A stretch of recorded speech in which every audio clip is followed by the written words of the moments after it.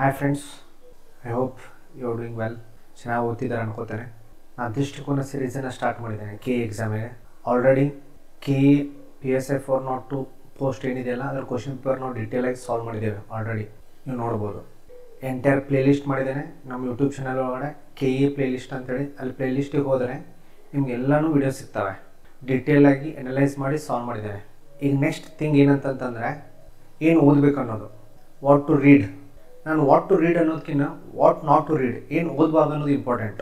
The focus ಅಂತಂದ್ರೆ ಅರ್ಥ ನಾನು ಯಾವಾಗ ಹೇಳ್ತಿರ್ತೇನೆ ಫೋಕಸ್ ಆಗಿ ಓದ್ರಿ ಅಂತೇಳಿ. ಫೋಕಸ್ ಅರ್ಥ ಏನಂತಂತಂದರೆ to avoid which is not important. ಯಾವ್ದು ಇಂಪಾರ್ಟೆಂಟ್ ಅಲ್ಲ ಅದನ್ನು ಬಿಟ್ಟುಬಿಟ್ರೆ ನ್ಯಾಚುರಲಿ ಫೋಕಸ್ ಅನ್ನೋದು ಎಸ್ಟಾಬ್ಲಿಷ್ ಆಗುತ್ತೆ. ಅದಕ್ಕೋಸ್ಕರ ಇವತ್ತು ನಾನು ಏನು ಮಾಡ್ತಿದ್ದೇನೆ ಅಂತಂತಂದರೆ ಪ್ರತಿಯೊಂದು ಸಬ್ಜೆಕ್ಟನ್ನು ತೊಗೊಂಡು ಆ ಸಬ್ಜೆಕ್ಟನ್ನು ಡೀಟೇಲಾಗಿ ಹೆಂಗೆ ಓದಬೇಕು ಅನ್ನೋದು ನಾನು ನಿಮ್ಗೆ ಹೇಳ್ತೇನೆ. ಅದ್ರ ಜೊತೆ ಏನು ಓದಬಾರ್ದು ಅನ್ನೋದು ನಿಮ್ಗೆ ಗೊತ್ತಾಗತ್ತೆ. So without wasting the time ನಾವು ನೋಡ್ತಾ ಹೋಗೋಣ. ಈ KE ಪರೀಕ್ಷೆಗೆ ಇತಿಹಾಸ ಹೆಂಗೆ ಓದಬೇಕು ಅನ್ನೋದು, how to study the history with respect to the KE exam. Okay, will start ನಾವು. ಇತಿಹಾಸ ಹಿಸ್ಟ್ರಿಯಲ್ಲಿ ಪ್ರಮುಖವಾಗಿ ನಾವು 3 ಭಾಗಗಳನ್ನೇ ವಿಂಗಡಿಸ್ತೇವೆ. ಯಾವುದಂದರೆ ಪ್ರಾಚೀನ ಭಾರತ, ಮಧ್ಯಕಾಲೀನ ಭಾರತ, ಆಧುನಿಕ ಭಾರತ, ಏನ್ಷಂಟ್, ಮೆಡೇವಲ್ ಆ್ಯಂಡ್ ಮಾಡರ್ನ್. ನಾವು ಎಂಟೈರ್ ಇತಿಹಾಸನ 3 ಭಾಗವಾಗಿ ಓದ್ತೇವೆ ನಾವು. ಒಂದು ಪ್ರಾಚೀನ ಭಾರತ, ಮಧ್ಯಕಾಲೀನ ಭಾರತ, ಆಧುನಿಕ Bharat, ancient history, medieval history and modern history. Okay, ಇಲ್ಲಿ ಇಂಪಾರ್ಟೆಂಟ್ ಏನಂತಂತಂದರೆ ವೇಟೇಜ್ ಎದಕ್ಕೆ ಹೆಚ್ಚಿಗೆ ಕೊಡಬೇಕಂತಂದರೆ you have to give more weightage to the importance to the modern India. ಇದಕ್ಕೆ ನೀವೇನು ಮಾಡ್ಬೇಕಂತಂದರೆ ಇದಕ್ಕೆ ನೀವು ಜಾಸ್ತಿ ಇಂಪಾರ್ಟೆನ್ಸ್ ಕೊಡಬೇಕು. ಆಧುನಿಕ ಭಾರತಕ್ಕೆ ಎದಕ್ಕೆ ಇಂಪಾರ್ಟೆನ್ಸ್ ಕೊಡ್ಬೇಕಂತಂದರೆ ಮ್ಯಾಕ್ಸಿಮಮ್ ಕ್ವಶನ್ಸ್ ಎಲ್ಲಿಂದ ಬರ್ತಾವೆ ಅಂತಂದರೆ ಮಾಡರ್ನ್ ಹಿಸ್ಟ್ರಿ ಬರ್ತಾವೆ. ಅದರೊಳಗೂ ಮೋಸ್ಟ್ ಇಂಪಾರ್ಟೆಂಟ್ ಥಿಂಗ್ ಏನಂತಂದರೆ 1857 to 1947. ನಾವು ಅದನ್ನು ಡಿಸ್ಕಸ್ ಮಾಡೋಣ ಈಗ. 1857 to 1947 ಭಾರತದ ಸ್ವತಂತ್ರ ಹೋರಾಟ. ಅದಕ್ಕೆ ನಾವೇನು ಕರಿತೇವೆ ಅಂದರೆ Indian freedom moment. V call it as a Indian freedom moment ಅಂತ ಕರಿತೇವೆ. ಇದ್ರ ಮೇಲೆ ಕ್ವಶನ್ಸ್ ಬಂದೇ ಬರ್ತವೆ. ಈಗ ನಾವು ಡೀಟೇಲಾಗಿ ಏನು ಓದೋದು ಅಂತಂತಂದರೆ ಪ್ರಾಚೀನ ಭಾರತ, ಮಧ್ಯಕಾಲೀನ ಭಾರತ, ಆಧುನಿಕ ಭಾರತ. ಇಲ್ಲಿ ಏನು ಓದಬೇಕು, ಇಲ್ಲಿ ಏನು ಓದಬೇಕು, ಇಲ್ಲಿ ಏನು ಓದಬೇಕು ಅನ್ನೋದು ವೆರಿ ಇಂಪಾರ್ಟೆಂಟ್. ಓಕೆ, ಇದು ನಾವು ನೀಟಾಗಿ ಸ್ಟಡಿ ಮಾಡೋಣ. ನೀವು ಓದುವಾಗ ನಿಮ್ಗೆ 2 ಡಿಫ್ರೆನ್ಸ್ ಗೊತ್ತಿರಬೇಕು. ಒಂದು ಫ್ಯಾಕ್ಟ್ ಓದ್ತಿದ್ದೇನೋ, ಇನ್ನೊಂದು ಕಾನ್ಸೆಪ್ಟ್ ಓದ್ತಿದ್ದೇನೋ ಅನ್ನೋದು. ಆಲ್ಮೋಸ್ಟ್ ನೀವು KE ಕ್ವಶನ್ಸ್ ನೋಡಿದ್ರೆ ಅಂತಂತಂದರೆ ಆಲ್ಮೋಸ್ಟ್ ಎಲ್ಲನೂ ಅಂತ ಹೇಳಕತ್ತಿಲ್ಲ ನಾನು, ಆಲ್ಮೋಸ್ಟ್ ಕ್ವಶನ್ಸ್ ನೋಡಿದೆ ಅಂತಂತಂದರೆ KE ಕಾನ್ಸಂಟ್ರೇಟ್ ಮಾಡೋದಿಲ್ಲ ಅಂತಂತಂದರೆ ಫ್ಯಾಕ್ಟಲ್ಲಿ. KE ಫ್ಯಾಕ್ಟಲ್ಲಿ ಕಾನ್ಸಂಟ್ರೇಟ್ ಮಾಡ್ತಿದ್ದೆ ಅಂದರೆ ನೀವು ಏನೇನು ನೆನಪಿಟ್ಕೋಬೇಕಂತಂತಂದರೆ ಇಂಪಾರ್ಟೆಂಟ್ ಡೇಟ್ಸ್, ದಿನಗಳು. ಇಂಪಾರ್ಟೆಂಟ್ ಡೇಟ್ಸ್ ಅಂತಂದರೆ ಯಾವ ಇವೆಂಟ್ಸ್ ಆಗಿರ್ತಾವೆ, ಘಟನೆಗಳು ಐತಿಹಾಸಿಕ ಘಟನೆಗಳು ಯಾವ ನಡೆದಿರ್ತಾವಲ್ಲ ಅದಕ್ಕೆ ನೀವು ಡೇಟ್. ಫಾರ್ ಎಕ್ಸಾಂಪಲ್ ವಾಸ್ಕೋ ಡ ಗಾಮ ಯಾವಾಗ ಬಂದರು, ಮೌರ್ಯ ಸಾಮ್ರಾಜ್ಯ ಯಾವಾಗ ಸ್ಥಾಪನೆ ಆಯಿತು. ಇದನ್ನು ಯಾವ ರೀತಿ ಕೇಳ್ತಾನೆ ಅಂತಂತಂದರೆ ಕ್ರಾನಲಾಜಿಕಲ್ ಆರ್ಡರ್ನ ಕೇಳ್ತಾನೆ. ಕ್ರಮಾನುಸಾರ ಅಂತ ಕರಿತಾನೆ. ಕ್ರಮಾನುಸಾರ, ಕ್ರಾನಲಾಜಿಕಲ್ ಆರ್ಡರ್. ಅವ್ನು ಡೇಟ್ ಕೊಡ್ತಾನೆ, ಆ ಡೇಟ್ ನೀವೇನು ಮಾಡ್ಬೇಕಂತಂದ್ರೆ ಅಸೆಂಡಿಂಗ್ ಆರ್ಡರ್ ಇತ್ತು ತೊಗೊಂಡೋಗ್ಬೇಕು. ಮೊದಲು ಯಾವುದಾಯಿತು, ಅದರ ನಂತರ ಯಾವುದಾಯಿತು, ಅದರ ನಂತರ ಯಾವುದಾಯಿತು ಅಂತೇಳಿ ಕ್ರಾನಲಾಜಿಕಲ್ ಆರ್ಡರ್ನೇ ಕೇಳುವಂಥ ಚಾನ್ಸ್ ಇರುತ್ತೆ. ಒಂದು ನೆಕ್ಸ್ಟ್ ಇಂಪಾರ್ಟೆಂಟ್ ಏನಂತಂದರೆ ಇವೆಂಟ್ಸ್, ಘಟನೆಗಳು. ಇದ್ರ ಮೇಲೆ ಕೇಳ್ತಾನೆ. ಆ ಘಟನೆಗೆ ಯಾವುದಾಗಿರ್ಬೋದು, ಯುದ್ಧಗಳು, ಒಪ್ಪಂದಗಳು, ವಾರ್ಸ್ ಆ್ಯಂಡ್ ಟ್ರೀಟೀಸ್. ಇದರ ಬಗ್ಗೆ ಕ್ವಶನ್ ಕೇಳ್ತಾನೆ ಅವನು. ಒಂದು ಇಂಪಾರ್ಟೆಂಟ್ ಡೇಟ್ಸ್ ಕೇಳ್ತಾನೆ, ಇವೆಂಟ್ಸ್ ಕೇಳ್ತಾನೆ, ರಿಲೇಟೆಡ್ ಘಟನೆಗಳು ಕೇಳ್ತಾನೆ. ನೆಕ್ಸ್ಟ್ ಇಂಪಾರ್ಟೆಂಟ್ ಏನು ಕೇಳ್ಬೋದು ಅಂತಂತಂದರೆ ಪರ್ಸ್ನಾಲಿಟೀಸ್, ವಿಶೇಷ ವ್ಯಕ್ತಿಗಳ ಕುರಿತು. ಯಾರಿರ್ಬೋದು, ಒಂದು ಸಾಹಿತಿಗಳಿರ್ಬೋದು, ಸ್ವತಂತ್ರ ಹೋರಾಟಗಳು, ನಾಯಕರು, ಸುಭಾಷ್ ಚಂದ್ರ ಬೋಸ್, ಭಗತ್ ಸಿಂಗ್, ಗಾಂಧಿ, ಸುಖದೇವ್, ರಾಜಗುರು, ಯಾರೇ ಇರ್ಬೋದು, ರಾಜಾರಾಮ್ ಮೋಹನ್ ರಾಯ್, ಯಾರೇ ಇರ್ಬೋದು. ಆ ಪರ್ಸನಾಲಿಟೀಸ್ ಏನು ಮಾಡ್ತಾನೆ ಅಂತಂದರೆ ಅವ್ರ ಬಗ್ಗೆ ಕ್ವಶನ್ ಕೇಳ್ತಾನೆ. ಅದನ್ನು ಒಂದೇ ಕೇಳೋಂಗಿಲ್ಲ, ವಿಶೇಷ ವ್ಯಕ್ತಿಗಳೇ. ಅದ್ರ ಜೊತೆ ಏನು ಕೇಳ್ತಾನೆ ಅಂತಂದ್ರೆ ಕೊಡುಗೆಗಳು. ಅವ್ರ ಕೊಡುಗೆ ಏನು ಕೊಟ್ಟರು, ರಾಜಾರಾಮ್ ಮೋಹನ್ ರಾಯ್ ಏನು ಕೊಡುಗೆ ಕೊಟ್ಟರು, ದಯಾನಂದ ಸರಸ್ವತಿ ಏನು ಕೊಡುಗೆ ಕೊಟ್ಟರು, ಸುಭಾಷ್ ಚಂದ್ರ ಬೋಸ್ ಏನು ಕೊಡುಗೆ ಕೊಟ್ಟರು. ಅಂದರೆ ಆಲ್ಮೋಸ್ಟ್ ಆಫ್ ಏನು ಕೇಳುವಂಥ ಚಾನ್ಸ್ ಇರುತ್ತೆ ಅಂತಂದರೆ 3 ಪರ್ಸ್ಪೆಕ್ಟಿವ್ನೇ ನೀವು ಯೋಚನೆ ಮಾಡ್ಕೋಬೇಕು. ಒಂದು ಇಂಪಾರ್ಟೆಂಟ್ ಡೇಟ್ಸ್, ಇನ್ನೊಂದು ಇಂಪಾರ್ಟೆಂಟ್ ಇವೆಂಟ್ಸ್, ಇನ್ನೊಂದು ಇಂಪಾರ್ಟೆಂಟ್ ಪರ್ಸ್ನಾಲಿಟೀಸ್. ಇವು 3ನೇ ಏನು ಮಾಡ್ಬೋದು ಅಂತಂತಂದರೆ ಬ್ರಾಡಾಗಿ ಕೇಳ್ಬೋದು. ಇನ್ನೊಂದು ಏನು ಕೇಳ್ತಾನೆ ಅಂತಂತಂದರೆ ಕಾನ್ಸೆಪ್ಟ್ ಕೇಳ್ತಾನೆ. ಕಾನ್ಸೆಪ್ಟ್ ಏನಂತಂತಂದರೆ ಫಾರ್ ಎಕ್ಸಾಂಪಲ್ ಈಗ ಅಕ್ಬರ್ ಇದ್ದಾರೆ ಅಂತಂದರೆ ಅಕ್ಬರ್ ಏನು ತೊಗೊಂಬರ್ತಾರೆ ಅಂದರೆ ಮನ್ಸಬ್ದಾರಿ ಸಿಸ್ಟಮ್ ತೊಗೊಂಬರ್ತಾರೆ. ಆ ಮನ್ಸಬ್ದಾರಿ ಪದ್ಧತಿ ಅನ್ನೋದು ಏನಂತಂದರೆ ಕೆಳಗಿನ ಯಾವ ರಾಜರು ಅಥವಾ ಯಾವ ಅರಸರು ಮನ್ಸಬ್ದಾರಿ ಸಿಸ್ಟಮ್ ಅಥವಾ ಮನ್ಸಬ್ದಾರಿ ಪದ್ಧತಿಯನ್ನು ಜಾರಿಗೆ ತಂದರು. ಇದು ಫ್ಯಾಕ್ಟ್ ಆಯ್ತು. ಕಾನ್ಸೆಪ್ಟ್ ಏನಂತಂತಂದರೆ ಮನ್ಸಬ್ದಾರಿ ಪದ್ಧತಿ ಎಂದರೇನು, ಅದು ಕಾನ್ಸೆಪ್ಟ್. ನೆನಪಿಡುವವ್ರು ಏನು ಓದಬೇಕು, ಒಂದು ಫ್ಯಾಕ್ಟ್ ಇರುತ್ತೆ, ಒಂದು ಕಾನ್ಸೆಪ್ಟ್ ಇರುತ್ತೆ. ನೀವು ಮ್ಯಾಕ್ಸಿಮಮ್ ಕೆ ಎ ಕ್ವಶನ್ಸ್ ನೋಡಿದ್ರೆ ಅಂದ್ರೆ ಏನು ಅನ್ಸುತ್ತೆ ಅಂತಂದರೆ ನಿಮ್ಗೆ ಫ್ಯಾಕ್ಟ್ ಕೇಳಿದಾನ ಅಂತ ಅನ್ಸುತ್ತೆ. ನೀವು ಏನಾದರೂ ಎನಲೈಸ್ ಮಾಡಿದ್ರೆ, ನಾವು ಎನಲೈಸ್ ಮಾಡಿದ್ವಲ್ಲ, ನಾವು ಎನಲೈಸ್ ಮಾಡುವಾಗ ನಾವು ಏನು ನೋಡಿದ್ವಿ ಅಂತಂತಂದರೆ ಫ್ಯಾಕ್ಟ್ಗಳು ಸಿಕ್ಕಾಪಟ್ಟಿ ಕೇಳಿದಾನ ಅಂತಂತೇಳಿ ನಮ್ಗೆ ಗೊತ್ತಿದೆ. ಸೊ ನಮ್ಮ ಪ್ರಿಪ್ರೇಷನ್ ಯಾವ ರೀತಿ ಇರಬೇಕು ಅಂತಂದರೆ it should move towards incline towards the facts. ಆ ಸ್ವಲ್ಪ ಫ್ಯಾಕ್ಟ್ಸನ್ನು ನಾವು ನೆನಪಿಟ್ಕೋಬೇಕು. ಆ ಫ್ಯಾಕ್ಟ್ಸ್ ಅಂತ ಹೇಳಿದೆಲ್ಲ, ಇವೇ facts, V call it as a facts. Okay, ಇದಕ್ಕೆ ನಾವು ಫ್ಯಾಕ್ಟ್ಗಳು ಅಂತ ಹೇಳೋದು.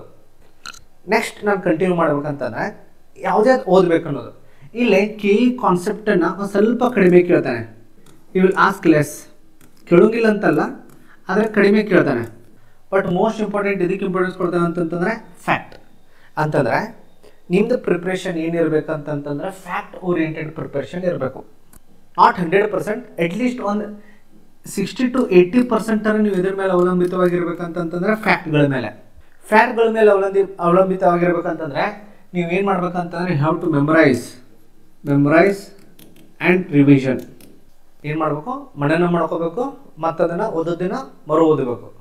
ಅಂತಂದರೆ you have to do the repeated revision. ಅದೊಂದೇ ಇದಕ್ಕೆ ಸೊಲ್ಯೂಷನ್. ಸರ್ ಫ್ಯಾಕ್ಟ್ಗಳು ಏನು ನೆನ್ಪಿಟ್ಕೊಳ್ಳೋದು, ಸಿಕ್ಕಾಪಟ್ಟೆ ಫ್ಯಾಕ್ಟ್ಗಳು ಬರ್ತಾವೆ, ಸಿಕ್ಕಾಪಟ್ಟೆ ಡೇಟ್ಗಳು ಬರ್ತಾವೆ ಅಂದಾಗ ನೀವು ಅದನ್ನ ಏನು ಯೋಚನೆ ಮಾಡ್ಬೇಕಂತಂತಂದರೆ ರಿವಿಷನ್ ಮುಖಾಂತರ, ಮೆಮೊರೈಸ್ ಮಾಡೋ ಮುಖಾಂತರ. ಓಕೆ, ಅದು ರಿವಿಷನ್ ಟೆಕ್ನಿಕ್ ಏನು ಅನ್ನೋದು ಹೇಳ್ತೇನೆ ನಾನು ನಿಮಗೆ. Okay, will continue. ಈಗ ಏನು ಕಂಟಿನ್ಯೂ ಮಾಡೋದು ಅಂತಂತಂದರೆ ಪ್ರಾಚೀನ ಭಾರತದಲ್ಲಿ ಏನು ಓದಬೇಕು, ಮಧ್ಯಕಾಲೀನ ಭಾರತದಲ್ಲಿ ಏನು ಓದಬೇಕು ಮತ್ತು ಆಧುನಿಕ ಭಾರತದಲ್ಲಿ ಏನು ಓದಬೇಕು ಅನ್ನೋದು ನಾವು ಸ್ಟಡಿ ಮಾಡೋಣ. ಓಕೆ, ಪ್ರಾಚೀನ ಭಾರತ, ಏನ್ಷಿಯಂಟ್ ಇಂಡಿಯಾ. ಈ ಪ್ರಾಚೀನ ಭಾರತದಲ್ಲಿ ಪ್ರಮುಖವಾಗಿ ನಾವು ಏನೇನು ಓದಬೇಕು ಅನ್ನೋದು, ಒಂದನೇದು ಶಿಲಾಯುಗ. ಅದು ನಾವು ಏನು ಕರಿತೀವಿ ಅಂದರೆ V call it as a stone age. English ಒಳಗಡೆ ಇದಕ್ಕೆ ನಾವು ಏನು ಕರಿತೀವಿ ಅಂದರೆ ಸ್ಟೋನ್ ಏಜ್. ಸರ್ ಇಲ್ಲಿ ಏನು ಓದಬೇಕು, ಸ್ಟೋನ್ ಏಜ್ನಾಗ ಏನು ಓದಬೇಕು, ಶಿಲಾಯುಗದಾಗ ಏನು ಓದಬೇಕು, just exam point of view ಅಷ್ಟೇ ಹೇಳ್ತಿದ್ದೇನೆ. ನೀವು ಒಂದು ಡಿಸೈಡ್ ಏನು ಮಾಡ್ಬೇಕಂತಂದರೆ ನಾನು ಪರೀಕ್ಷೆ ಪಾಸ್ ಆಗಬೇಕು, ಜ್ಞಾನಾರ್ಜನೆ ಮಾಡಬೇಕು. Whether I have to accumulate the knowledge, whether I have to crack the exam. ಇದು ಡಿಫ್ರೆನ್ಸ್ ನಿಮ್ಗೆ ಗೊತ್ತಿರಬೇಕು, ಕ್ಲಾರಿಟಿ ಇರಬೇಕು ಮೈಂಡ್ ಒಳಗಡೆ. ನಾನಿಲ್ಲಿ ಏನು ಹೇಳ್ತಿದ್ದೇನೆ ಅಂತಂದರೆ ಟು ಕ್ರ್ಯಾಕ್ ದ ಎಕ್ಸಾಮ್ ಅಷ್ಟೇ ಹೇಳ್ತಿದ್ದೇನೆ. ಎಕ್ಸಾಮ್ ಕ್ಲಿಯರ್ ಮಾಡಬೇಕು, ನೌಕರಿ ತೊಗೋಬೇಕು, ನೌಕರಿ ಮಾಡಬೇಕು, ಅದು ಒಂದೇ ಗುರಿ ಇರಬೇಕು ನಿಮ್ಮದು. ಬಟ್ ಇಲ್ಲಿ ಮೋಸ್ಟ್ ಇಂಪಾರ್ಟೆಂಟ್ ಥಿಂಗ್ ಏನಂತಂತಂದರೆ you have to crack the exam. ಪರೀಕ್ಷೆನ ಸಾಧಿಸಬೇಕು. You have to clear the exam and you have to take the job. ಅದೊಂದೇ ನನ್ನ ಕನ್ಸರ್ನ್. ಓಕೆ, ಇಲ್ಲಿ ಸ್ಟೋನ್ ಏಜ್ ಒಳಗಡೆ ಏನೇನು ಓದಬೇಕಂತಂದರೆ ಸ್ಟೋನ್ ಏಜ್ ಒಳಗಡೆ ಸೈಟ್ಸ್, ಸ್ಥಳಗಳು, ಸೈಟ್ಸ್ ಇದನ್ನು ಓದಲೇಬೇಕು. ಯಾವ ಥರ ಸೈಟ್ಸ್ ಅಂದರೆ ಈಗ ನೋಡಿ, ಫಾರ್ ಎಕ್ಸಾಂಪಲ್ ಕರ್ನಾಟಕನಾಗ ಏನಿದೆ ಅಂತಂತಂದರೆ ಮಸ್ಕಿ ಇದೆ, ಇದು ಸೈಟ್. ಇದು ಪಿಕ್ಕಳಿ ಹಾಳು ಅಂತಿದೆ, ಅದು ಸೈಟ್, ಅದು ಸ್ಥಳಗಳು. ಯಾವ್ಯಾವ ಸ್ಥಳಗಳು ಸರ್ ಅಂತಂತಂದರೆ ನಿಮ್ಗೆ ಏನು ಗೊತ್ತಿರ್ಬೇಕಂತಂದರೆ ಓಲ್ಡ್ ಸ್ಟೋನ್ ಏಜ್, ಹಳೆಯ ಶಿಲಾಯುಗದ ಸ್ಥಳಗಳು. ನಾನು ನಿಮ್ಗೆ ಏನು ಓದಬೇಕಂತ ಅಷ್ಟೇ ಹೇಳ್ತಿದ್ದೇನೆ. ಮಧ್ಯ ಶಿಲಾಯುಗ, ಅಗೇನ್ ಸ್ಥಳಗಳು, ಆಧುನಿಕ ಅಥವಾ ನಂತರದ ಶಿಲಾಯುಗ.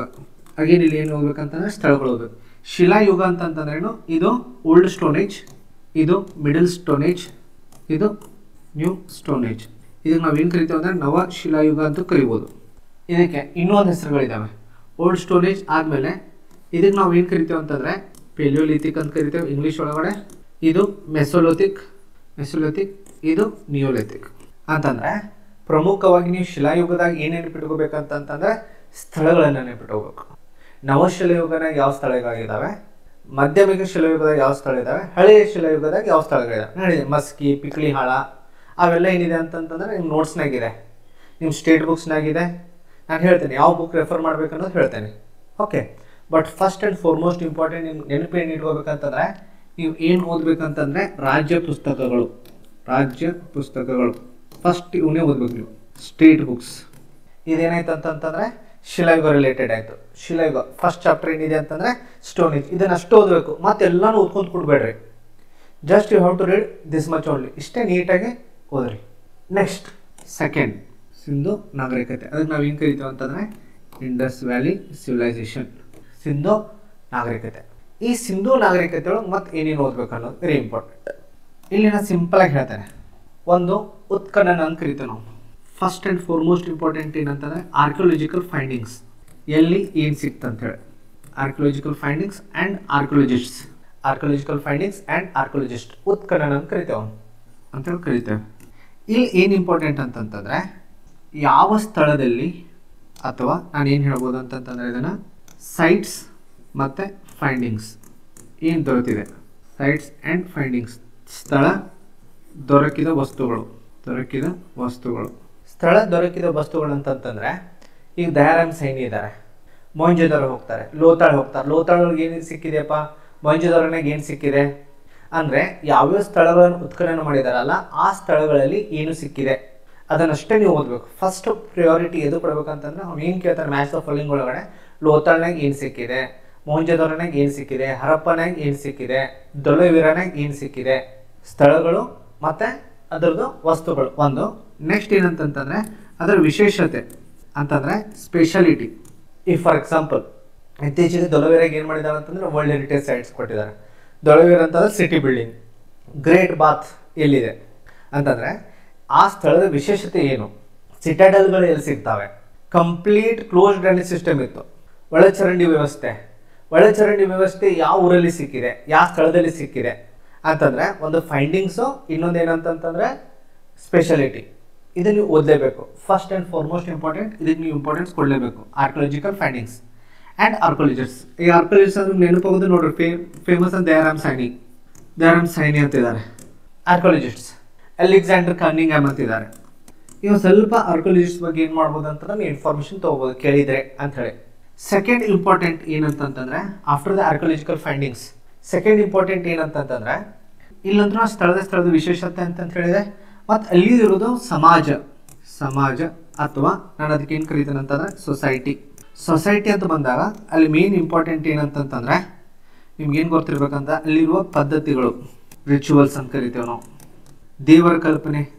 ದೇವರ ಕಲ್ಪನೆ ಅಂತಂದಾಗ ನಿಮ್ಗೆ ಗೊತ್ತಿರ್ಬೇಕು ಅಲ್ಲಿ ಏನು ಇದು ಮಾಡ್ತಿದ್ರೆ ಪಶುಪತಿ ಮಹಾದೇವ ಪೂಜಿಸ್ತಿದ್ರು, ಪಶುಪತಿ ಮಹಾದೇವನ. ಅಲ್ಲಿ ಸಮಾಜದ ಪಂಗಡಗಳು ಯಾವಿದ್ದು ಅದು ಗೊತ್ತಿರ್ಬೇಕು ನಿಮ್ಗೆ. ಕ್ಲಾಸ್. ಥರ್ಡ್ ಇಂಪಾರ್ಟೆಂಟ್ ಥಿಂಗ್ ಏನಂತಂತಂದರೆ ಅಲ್ಲಿ ರಾಜಕೀಯ ವ್ಯವಸ್ಥೆ ಅಂತಂದರೆ ಅಲ್ಲಿ ಅಧಿಕಾರ ಯಾರ ಹತ್ರ ಇತ್ತು, ಅಧಿಕಾರ. ನೆಕ್ಸ್ಟ್ ಏನಂತಂತಂದರೆ ಆರ್ಥಿಕತೆ ಅಂದರೆ ಎಕನಾಮಿ. ಇನ್ನೊಂದು ಪೊಲಿಟಿಕಲ್ ಸಿಸ್ಟಮ್. ಎಕನಾಮಿ ಗೊತ್ತಿರಬೇಕು, ಪೊಲಿಟಿಕಲ್ ಸಿಸ್ಟಮ್ ಗೊತ್ತಿರಬೇಕು. ಇಲ್ಲಿ ಎಕನಾಮಿ ಒಳಗಡೆ ಮುಖ್ಯವಾಗಿ ಏನಂತಂದರೆ ಕಾಯಿನ್ಸ್, ನಾಣ್ಯಗಳ ಮೇಲಿರುವ ಮುದ್ರೆ, ಸೀಲ್ಸ್ ಅಂತ ಕರಿತೇವೆ ನಾವು. ವ್ಯಾಪಾರ ವ್ಯವಸ್ಥೆ ಹೆಂಗಿತ್ತು, ಟ್ರೇಡ್ ಸಿಸ್ಟಮ್ ಅಂದರೆ ಆ ಸೈಟ್ಸ್ ಎಲ್ಲಿದ್ದಾವೆ, ಅಲ್ಲಿ ಸಮಾಜನಿತ್ತು, ಯಾವ ದೇವ್ರನ್ನ ಪೂಜಿಸ್ತಿದ್ರು, ಅಲ್ಲಿ ಪಂಗಡಗಳು ಯಾವಿದ್ದವು, ಆರ್ಥಿಕತೆ ಹೆಂಗಿತ್ತು, ಆರ್ಥಿಕತೆಗಳು ಮುಖ್ಯವಾಗಿ ಮುದ್ರೆಗಳು ಹೆಂಗಿದ್ವು, ಸೀಲ್ಗಳು ಹೆಂಗಿದ್ವು. ನೆಕ್ಸ್ಟ್ ಇಂಪಾರ್ಟೆಂಟ್ ಅಂದರೆ ರಾಜಕೀಯ ವ್ಯವಸ್ಥೆ. ಇಲ್ಲಿ ನಾನು ನಿಮ್ಗೆ ಇತಿಹಾಸ ಪಾಠ ಮಾಡೋಕತ್ತಿಲ್ಲ, ಇತಿಹಾಸನ ಏನು ಓದಬೇಕು ಅನ್ನೋದು ಹೇಳ್ತಿದ್ದೆ ನಾನು ಅಷ್ಟೇ. For the exam purpose history ಒಳಗಡೆ ಏನೇನು ಓದಬೇಕು ಅನ್ನೋದು ಇಂಪಾರ್ಟೆನ್ಸ್ ಹೇಳ್ತಿದ್ದೆ ನಾನು. ಪ್ರಾಚೀನ ಭಾರತಕ್ಕೆ ಯಾವ್ಯಾವ ಮುಖ್ಯವಾಗಿ ಇಂಪಾರ್ಟೆನ್ಸ್ ನೀವು ಕೊಡಬೇಕು ಅನ್ನೋದು ಹೇಳ್ತಿದ್ದೆ ನಾನು ಪ್ರಮುಖವಾಗಿ. ಓಕೆ, ಇಷ್ಟೆಲ್ಲ ಏನಾಯ್ತು ಅಂತಂದರೆ ಸಿಂಧು ನಗರ ಒಳಗಿತ್ತು. ಇನ್ನೊಂದು ಸ್ಪೆಷಾಲಿಟಿ ಒಳಗೆ ಏನಂತಂತಂದರೆ ಸಿಟಿ ಬಿಲ್ಡಿಂಗ್. ಇವ್ರದ್ದು ಸ್ಪೆಷಾಲಿಟಿ ಏನಂದರೆ ಸಿಟಿ ಬಿಲ್ಡಿಂಗ್, ನಗರ ವ್ಯವಸ್ಥೆ. ನೆಕ್ಸ್ಟ್ ಒಳಚರಂಡಿ ವ್ಯವಸ್ಥೆ. ಅದಕ್ಕೆ ಇಂಡಸ್ಟ್ರಿಯಲ್ ಸಿವಿಲೈಸೇಷನ್ಗೆ ಏನಂತ ಕರೀತಾರೆ ಅಂತಂದರೆ it is also called as a modern civilisation, ಆಧುನಿಕ ನಾಗರಿಕತೆ ಅಂತ ಕರೀತಾರೆ. It is called as a modern civilisation. ಇದು ಯಾವ ನದಿ ಅಂತಂತಂದರೆ ಸಿಂಧೂ ನದಿ ಬಗ್ಗೆ ಒಂದು ಸ್ವಲ್ಪ ನೋಡ್ಕೋಬೇಕು. ಸಿಂಧೂ ನದಿ ಅದಕ್ಕೆ ನಾವು ಏನು ಕರಿತೇವೆ ಅಂತಂದರೆ ಸಪ್ತ ಸಿಂಧು ಅಂತೇಳಿ ಕರಿತೇವೆ. ಇಷ್ಟು ನೀವು ಎರಡನೇ ಚಾಪ್ಟರ್ನೇ ಓದಬೇಕು, ಇಂಡಸ್ ವ್ಯಾಲಿ ಸಿವಿಲೈಸೇಷನ್. ನೆಕ್ಸ್ಟ್ ಮೂರನೇದು Vedic or Aryan civilization, Aryan ನಾಗರಿಕತೆ. ಅದು ನಾವು ಇಂಗ್ಲೀಷ್ನಾಗ ಏನು ಕರಿತೇವೆ ಅಂತಂದರೆ we call it as a Aryan civilization. ಇದರೊಳಗೂ ಪ್ರಮುಖವಾಗಿ ಏನು ಓದಬೇಕು? ಒಂದನೇದು ವೇದಗಳೆಂದರೇನು, 4 ವೇದಗಳು, 4 ವೇದಾಸ್. What are Vedas? ಋಗ್ವೇದ, ಯಜುರ್ವೇದ, ಸಾಮವೇದ, ಅಥರ್ವಣ ವೇದ, 4 ವೇದಗಳು ಬರ್ತವೆ. ಈ ವೇದಗಳು ಆದಮೇಲೆ ನೆಕ್ಸ್ಟ್ ಉಪನಿಷತ್ಸ್. ಎಕ್ಸಾಂಪಲ್ ಮಂಡೂಕ ಉಪನಿಷತ್ ಏನು ಹೇಳುತ್ತೆ? ಸತ್ಯಮೇವ ಜಯತೆ. ಇದನ್ನು ಯಾವಾಗೂ ಎಕ್ಸಾಮಿಗೆ ಕೇಳ್ತಿರ್ತಾರೆ. ಅದ್ರಗೋಸ್ಕರ ಕೆಲವೊಂದು ಉಪನಿಷತ್ ನಿಮ್ಗೆ ಕೊರತೆ ಇರಬೇಕು. ಏನು ಉಪನಿಷತ್ಗಳು ವೇದಗಳು ಎಲ್ಲಿ ವೇದಿಕ್ ಮತ್ತು ಆರ್ಯನ್ ಸೊಲ್ಯೂಷನ್ ಒಳಗೆ. ನೆಕ್ಸ್ಟ್ ಸೆಕೆಂಡ್ ಇಂಪಾರ್ಟೆಂಟ್ ಥಿಂಗ್ ಏನಂತಂತಂದರೆ ವೇದ ಕಾಲದ ಸಮಾಜ ಆರ್ಥಿಕತೆ ಮತ್ತು ರಾಜಕೀಯ. ವೇದ ಸಮಾಜ ಆರ್ಥಿಕತೆ, ವೇದ ಕಾಲದ ಸಮಾಜ ಆರ್ಥಿಕತೆ ಮತ್ತು ರಾಜಕೀಯ. ಇಲ್ಲಿ ವೇದ ಕಾಲದ ಆರ್ಥಿಕತೆ ಅಂದಾಗ ಇಲ್ಲಿ 2 ವೇದ ಬರ್ತವೆ, ಪೂರ್ವ ವೇದಿಕ ಕಾಲ, ನಂತರದ ವೇದಿಕ ಕಾಲ. ಇದಕ್ಕೆ ನಾವೇನು ಕರಿತೀವಿ ಅಂತಂದರೆ we call it as a early Vedic period, ಇನ್ನೊಂದು later Vedic period. Early Vedic period and later Vedic period. ಅಲ್ಲಿರುವಂಥ ಸಮಾಜ. ಇಲ್ಲಿ ಮುಖ್ಯವಾಗಿ ನೀವು ಏನೇನು ಬಿಟ್ಕೋಬೇಕಂತಂತಂದರೆ, ಏನೇನು ಓದಬೇಕಂತಂದರೆ ಮುಖ್ಯವಾಗಿ ಪದಗಳು. ಅದಕ್ಕೆ ನಾನು ಏನು ಕರಿತೇನೆ ಅಂದರೆ ಟರ್ಮಿನಾಲಜಿ ಅಂತ ಕರಿತೇನೆ. ಅದಕ್ಕೆ I call it as a terminology. ಇಲ್ಲಿ ಇಂಪಾರ್ಟೆಂಟ್ ನೋಡಿ, ನೀವು ಇತಿಹಾಸ ಓದುವಾಗ ಪ್ರಮುಖವಾಗಿ ಪ್ರಾಚೀನ ಮತ್ತು ಮಧ್ಯಕಾಲೀನ ಇತಿಹಾಸ ಓದುವಾಗ ಪದಗಳನ್ನು ನೆನಪಿಟ್ಕೋರಿ. ಪದಗಳಂತಂತಂದರೆ ರಾಜುಕ ಅಂದರೆ ಯಾರು, ಸಮರ್ಥ ಅಂದರೆ ಯಾರು, ಬಲಿ ಅಂದರೆ ಏನು, ಭಾಗ ಅಂದರೆ ಏನು. ಈ ಫಾರ್ ಎಕ್ಸಾಂಪಲ್ ಇಲ್ಲಿ ಅರ್ಲಿ ವೇದಿಕ್ ಪೀರಿಯಡ್ ಒಳಗೆ ಎಕ್ಸಾಂಪಲ್ ಕೊಡ್ತಿದ್ದೇನೆ. Just I am giving an example, ಉದಾಹರಣೆ ಕೊಡ್ತಿದ್ದೇನೆ. ಅರ್ಲಿ ವೇದಿಕ್ ಪೀರಿಯಡ್ ಒಳಗಡೆ ಒಂದು ಸಿಸ್ಟಮ್ ಬರುತ್ತೆ. ಆ ಅರ್ಲಿ ವೇದಿಕ್ ಪೀರಿಯಡ್ ಒಳಗೆ ಸಿಸ್ಟಮ್ ಯಾವುದಂತಂತಂದರೆ ನಿಮ್ಗೆ ಗೊತ್ತಿರಬೇಕು, ಅಲ್ಲೇ ಬಲಿ ಪದ್ಧತಿ ಇತ್ತು. ಬಲಿ, ಇದೇನು ಬಲಿ ಪದ್ಧತಿ ಅಂತಂದರೆ, ಈಗ ರಾಜಗೆ ಪ್ರಜೆಗಳು ಏನು ಮಾಡ್ತಾರೆ ಅಂದರೆ ಪ್ರಜೆಗಳನ್ನೇ ಎಲ್ಲರೂ ಸೇರಿಸಿ ರಾಜನ ಆರಿಸ್ತಾರೆ. They will not elect, they will choose the king. ರಾಜನ ಆರಿಸ್ತಾರೆ. ರಾಜಗೆ ಏನು ಮಾಡ್ಬೇಕಂತಂದ್ರೆ ರಾಜನ ಜನರು ಏನು ಮಾಡ್ತಾರೆ ಅಂದರೆ ಗಿಫ್ಟ್ಗಳು ಕೊಡ್ತಾರೆ. ಯಾಕಂದ್ರೆ ರಾಜನ ಜೀವನ ನಡಿಬೇಕಲ್ಲ. ಆ ಪದ್ಧತಿಗೆ ನಾವು ಏನು ಕರಿತೇವೆ ಅಂದರೆ ಬಲಿ ಅಂತ ಕರಿತೇವೆ. ನೋಡಿ ಟರ್ಮ್. ಅದೇ ಮುಂದೆ ಲೇಟರ್ ವೇದಿಕ್ ಪೀರಿಯಡ್ ಒಳಗೆ ಏನಾಗೈತೆ ಅಂತಂದರೆ, ನಂತರ ವೇದಿಕ ಕಾಲ ಏನಾಗುತ್ತೆ ಅಂತಂದರೆ ಭಾಗ ಆಗುತ್ತೆ. ಅದು ನಂತರ ವೇದಿಕ ಕಾಲ ಒಳಗಡೆ ಭಾಗ ಅಂತ ಕರಿತೇವೆ ನಾವು. ಈ ಭಾಗ ಏನಂತಂತಂದರೆ ಇದು ಟ್ಯಾಕ್ಸ್ ಸಿಸ್ಟಮ್. ಅಂದರೆ ಪೂರ್ವ ವೇದಿಕ ಕಾಲ ಟ್ಯಾಕ್ಸ್ ಸಿಸ್ಟಮ್ ಇಲ್ಲ ಅಂತಲ್ಲ, ಆ ಟ್ಯಾಕ್ಸ್ ಸಿಸ್ಟಮ್ಗೆ ಏನು ಕರಿತಿದ್ರು ಬಲಿ ಅಂತ ಕರಿತಿದ್ರು. ನಂತರ ವೇದಿಕ ಕಾಲನಾಗ ಏನು ಕರಿತಿದ್ರು ಭಾಗ ಅಂತ ಕರಿತಿದ್ರು. ಇವೆರಡು ಏನಿದೆ ಟರ್ಮ್ ಇವು, ಭಾಗ ಮತ್ತು ಬಲಿ. ಅವ ಏನು ಕೇಳ್ತಾನೆ ಎಕ್ಸಾಮ್ನಾಗ ಅಂತಂದರೆ, ಭಾಗ ಇದು ಕೆಳಗಿನ ಯಾವುದಕ್ಕೆ ಸಂಬಂಧಪಟ್ಟಿದೆ? ಭಾಗ related to which of the following? ಪ್ರಾಚೀನ ಕಾಲದಲ್ಲಿ ತೆರಿಗೆ ವ್ಯವಸ್ಥೆ, ನಂತರ ವೇದಿಕ ಕಾಲದಲ್ಲಿ ತೆರಿಗೆ ವ್ಯವಸ್ಥೆ, ಪೂರ್ವ ವೇದಿಕ ಕಾಲದಲ್ಲಿ ತೆರಿಗೆ ವ್ಯವಸ್ಥೆ, ಸುಂಕ ವ್ಯಾಪಾರದಲ್ಲಿ ಸುಂಕದ ವ್ಯವಸ್ಥೆ. ಎಲ್ಲವೂ ಹೌದು, ಯಾವುದೂ ಅಲ್ಲ. ಆ ರೀತಿ ಏನು ಬರುತ್ತೆ ಅಂತಂದರೆ ಪ್ರಶ್ನೆ ಬರುತ್ತೆ. ಅದ್ರಗೋಸ್ಕರ ನೀವು ಏನು ನೆನ್ಪಿಟ್ಕೋಬೇಕಂತಂದ್ರೆ ಈ ಪದಗಳನ್ನು ನೆನ್ಪಿಟ್ಕೋಬೇಕು. ಅದಕ್ಕೆ ವೆರಿ ವೆರಿ ಇಂಪಾರ್ಟೆಂಟ್. ನೀವು ಮಧ್ಯಕಾಲೀನ ಇತಿಹಾಸ ಮತ್ತು ಪ್ರಾಚೀನ ಇತಿಹಾಸನಾಗ ಪದಗಳ ಮೇಲೆ ಪ್ರಶ್ನೆ ಬಂದೇ ಬಿಡ್ತವೆ. ರಾಜುಕ ಕೆಳಗಿನ ಯಾವುದಕ್ಕೆ ಸಂಬಂಧಿಸಿದೆ? ಮಂತ್ರಿ ಪರಿಷತ್ ಕೆಳಗಿನ ಯಾವುದಕ್ಕೆ ಸಂಬಂಧಿಸಿದೆ? ವಜೀರ್ ಕೆಳಗಿನ ಯಾವುದಕ್ಕೆ ಸಂಬಂಧಿಸಿದೆ ಅಂತಂದ್ರೆ ಪದಗಳ ಆಧಾರಿತ MCQ ಬರುವಂತ ಚಾನ್ಸಸ್ ಇದೆ, ಪ್ರಶ್ನೆಗಳು ಇದೆ. ಅದ್ರ ಸಂಬಂಧ ನೀವು ಏನು ಮಾಡ್ಬೇಕಂದ್ರೆ ನೋಟ್ಸ್ ಮಾಡುವಾಗ ಸಪ್ರೇಟಾಗಿ ಟರ್ಮಿನಾಲಜಿ ರಿಲೇಟೆಡ್ ನೋಟ್ಸ್ ಮಾಡಬೇಕು. ಏನು ಮಾಡ್ಬೇಕಂತಂದ್ರೆ ಫಸ್ಟ್ ಇಂಪಾರ್ಟೆಂಟ್ ನೀವು ಏನ್ಷಂಟ್ ಮಿಡಲ್ ಇಂಡಿಯಾನಾಗ ನೋಟ್ಸ್ ಮಾಡ್ಬೇಕಂತಂದ್ರೆ ಟರ್ಮಿನಾಲಜಿ ರಿಲೇಟೆಡ್ ನೋಟ್ಸ್ ಮಾಡಬೇಕು. ಪದಗಳ ಟರ್ಮಿನಾಲಜಿ ರಿಲೇಟೆಡ್ ನೋಟ್ಸ್ ಮಾಡಲೇಬೇಕು. ಸಪ್ರೇಟ್ A4 ಸೈಜ್ ಪೇಪರ್ನಾಗೆ ನೀವೇನು ಮಾಡ್ಬೇಕಂತಂದ್ರೆ ನೋಟ್ಸನ್ನು ಮಾಡಲೇಬೇಕು. ಟರ್ಮಿನಾಲಜಿ ಪ್ರತಿ ಪ್ರಾಚೀನ ಇತಿಹಾಸದಿಂದ ಹಿಡ್ಕೊಂಡು ಆಧುನಿಕ ಇತಿಹಾಸವಾಗಿ ಯಾವ್ಯಾವ ಟರ್ಮ್ಸ್ ಬರ್ತಾವ, ಆಡಳಿತ ವ್ಯವಸ್ಥೆ ಇರ್ಬೋದು, ಆಡಳಿತ ವ್ಯವಸ್ಥೆನಾಗ ಬರ್ತವೆ. ಸಮರ್ಥ ಅಂತ ಬರುತ್ತೆ, ಸನ್ನಿಧಾತ ಅಂತ ಬರುತ್ತೆ, ಸಂಗ್ರಹಿತ್ರಿ ಅಂತ ಹೇಳಿ ಬರುತ್ತೆ. ಅವೆಲ್ಲ ಪದಗಳನ್ನ ನೀವು ಏನು ಮಾಡ್ಬೇಕಂತಂದ್ರೆ ಸಪ್ರೇಟ್ ನೋಟ್ಸ್ ಮಾಡಿ ಇಟ್ಕೋಬೇಕು. ಅಂದ್ರೆ ನಿಮ್ಗೆ ಒಂದು ಕ್ವಶನ್ 2 ಮಾರ್ಕ್ಸ್ ಅಂತ ಫಿಕ್ಸ್. ಅಲ್ಲಿ ಒಂದು 2 ರಿಂದ 3 ಕ್ವಶನ್ಸ್ ಈ ರೀತಿ ಬರ್ತಾವೆ. ಪ್ರಾಚೀನ ಮತ್ತು ಮಧ್ಯಕಾಲೀನ ಇತಿಹಾಸ ಟಫ್ ಕ್ವಶನ್ಸ್ ತೆಗಿಬೇಕನ್ನೋ ಯೋಚನೆ ಬಂತಂದ್ರೆ ಯಾರಿಗೆ ಪೇಪರ್ ಸೆಟ್ಟರಿಗೆ ಅವು ಏನು ಮಾಡ್ತಾರೆ ಅಂತಂತಂದ್ರೆ ಅಥವಾ ಅವ್ರು ಏನು ಮಾಡ್ತಾರೆ ಅಂತಂತಂದ್ರೆ he will ask related to terms. ಪದಗಳ ಆಧಾರಿತ ಪ್ರಶ್ನೆಗಳನ್ನೇ ಕೇಳ್ತಾರೆ. ಬೇಗ previous year question paper analyse ಮಾಡಿ ನೋಡಿ. ಅದಕ್ಕೆ ನಾನು ಯಾವಾಗ ಹೇಳ್ತಿದ್ದೇನೆ ಎಕ್ಸಾಮ್ ಓರಿಯೆಂಟೆಡ್ ಅಷ್ಟೇ ಪಾಠ ಮಾಡ್ತಿದ್ದೇನೆ ಇಲ್ಲಿ.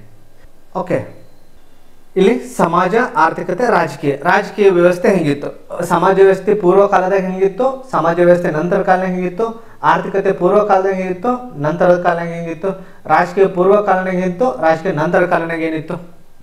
ನೀಟಾಗಿ ಏನು ಮಾಡ್ಬೇಕಂತಂದ್ರೆ ಇವನು ಓದಬೇಕು, ವೇದಗಳನ್ನು ಓದಬೇಕು, ಉಪನಿಷತ್ಗಳನ್ನು ಓದಬೇಕು, ಆಗಿನ ಸಮಾಜನ ಓದಬೇಕು.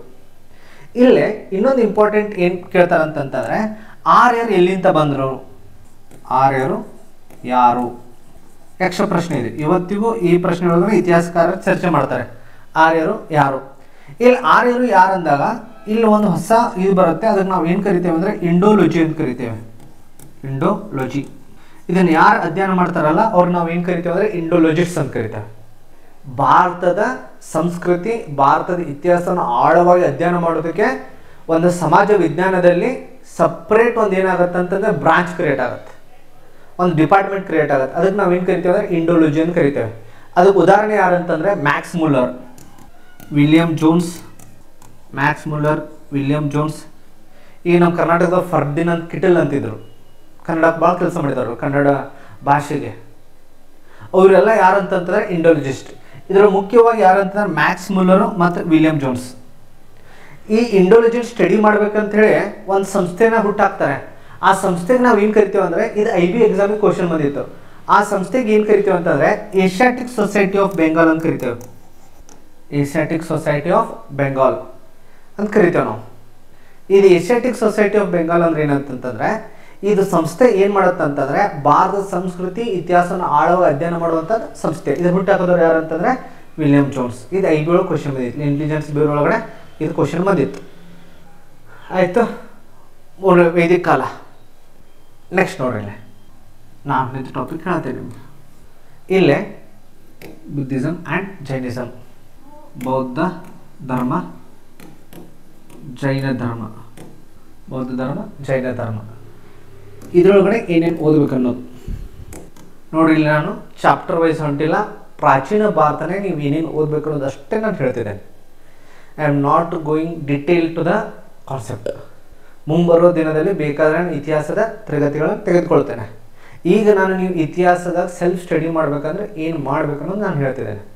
ಇಲ್ಲಿ ಏನೇನು ಓದಬೇಕಪ್ಪ, ಬೌದ್ಧ ಧರ್ಮದಲ್ಲಿ ಏನೇನು ಓದಬೇಕು. ಒಂದನೇ ಪಾಯಿಂಟ್, ಧರ್ಮವನ್ನು ಪ್ರತಿಪಾದಿಸಿದವರು.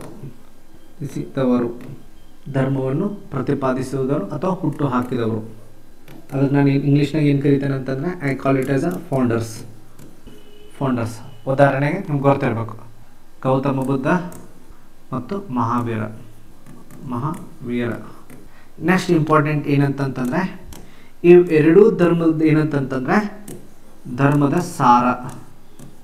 ಅದಕ್ಕೆ ನಾನು ಏನು ಕರಿತೇನೆ ಅಂತಂದರೆ ಟೀಚಿಂಗ್ಸ್, ಅಥವಾ ನಾನು ಏನು ಕರಿಬೋದು ಅಂತ ತತ್ವಗಳು ಅಂತ ಕರಿಬೋದು, ಅಥವಾ ಆದರ್ಶಗಳು ಅಂತ ಕರಿಬೋದು. ಉದಾಹರಣೆ ಏನು ಕೊಡ್ಬೋದು, ಪಂಚಮಹಾಕಲ್ಯಾಣ, ಬುದ್ಧನ ಪಂಚಮಹಾಕಲ್ಯಾಣ. ತೀರ್ಥಂಕರ ಪದ್ಧತಿ, ತೀರ್ಥಂಕರರು. ಇಲ್ಲೇ ಮಾರ್ಗಗಳು, ಇಲ್ಲಿ ಬುದ್ಧ ಅಂತಂದ್ರೆ ಏನು ಕೊಡ್ತಾರೆ, ಅಷ್ಟಾಂಗ ಮಾರ್ಗ. ಇಲ್ಲೇ ಜೈನ ಸತ್ಯಗಳು. ಇಲ್ಲಿ ತ್ರಿರತ್ನಗಳು. ಇಲ್ಲಿ 5 ಸಿದ್ಧಾಂತಗಳು, ಅಸತ್ಯ, ಅಪರಿಗ್ರಹ, ಬ್ರಹ್ಮಚರ್ಯ ಅಂತೆಲ್ಲ ಇಲ್ಲಿ ಹೋಗ್ತೇವೆ ನಾವು ಜೈನ ಒಳಗಡೆ. ಬುದ್ಧಿಸಮ ಅಷ್ಟಾಂಗ ಮಾರ್ಗ, 8 ಮಾರ್ಗಗಳು ಕೊಡ್ತಾನೆ. ಅಷ್ಟಾಂಗ ಅಂದರೆ ಎಷ್ಟು, 8 ಮಾರ್ಗಗಳು ಕೊಡ್ತಾರೆ.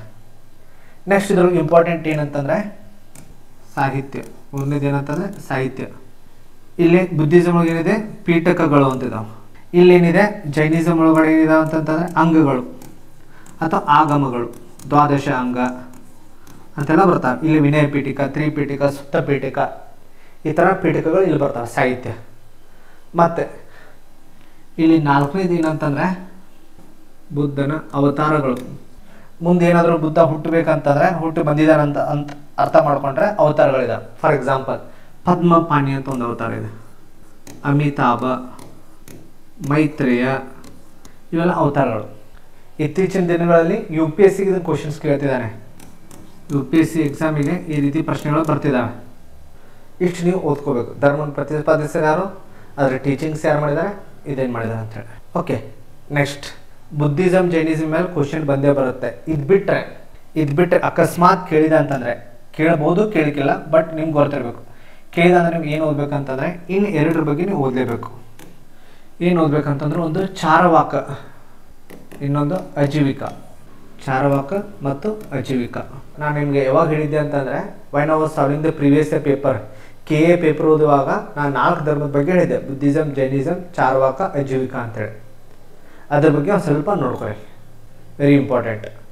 ಇಲ್ಲಿಗೆ ಈ ಟಾಪಿಕ್ ಮುಗೀತು, Buddhism and Jainism. Next 5th topic. ಇಲ್ಲಿ ನಾನು ಯಾರ ಬಗ್ಗೆ ಮಾತಾಡ್ತೇನೆ ಅಂತಂದರೆ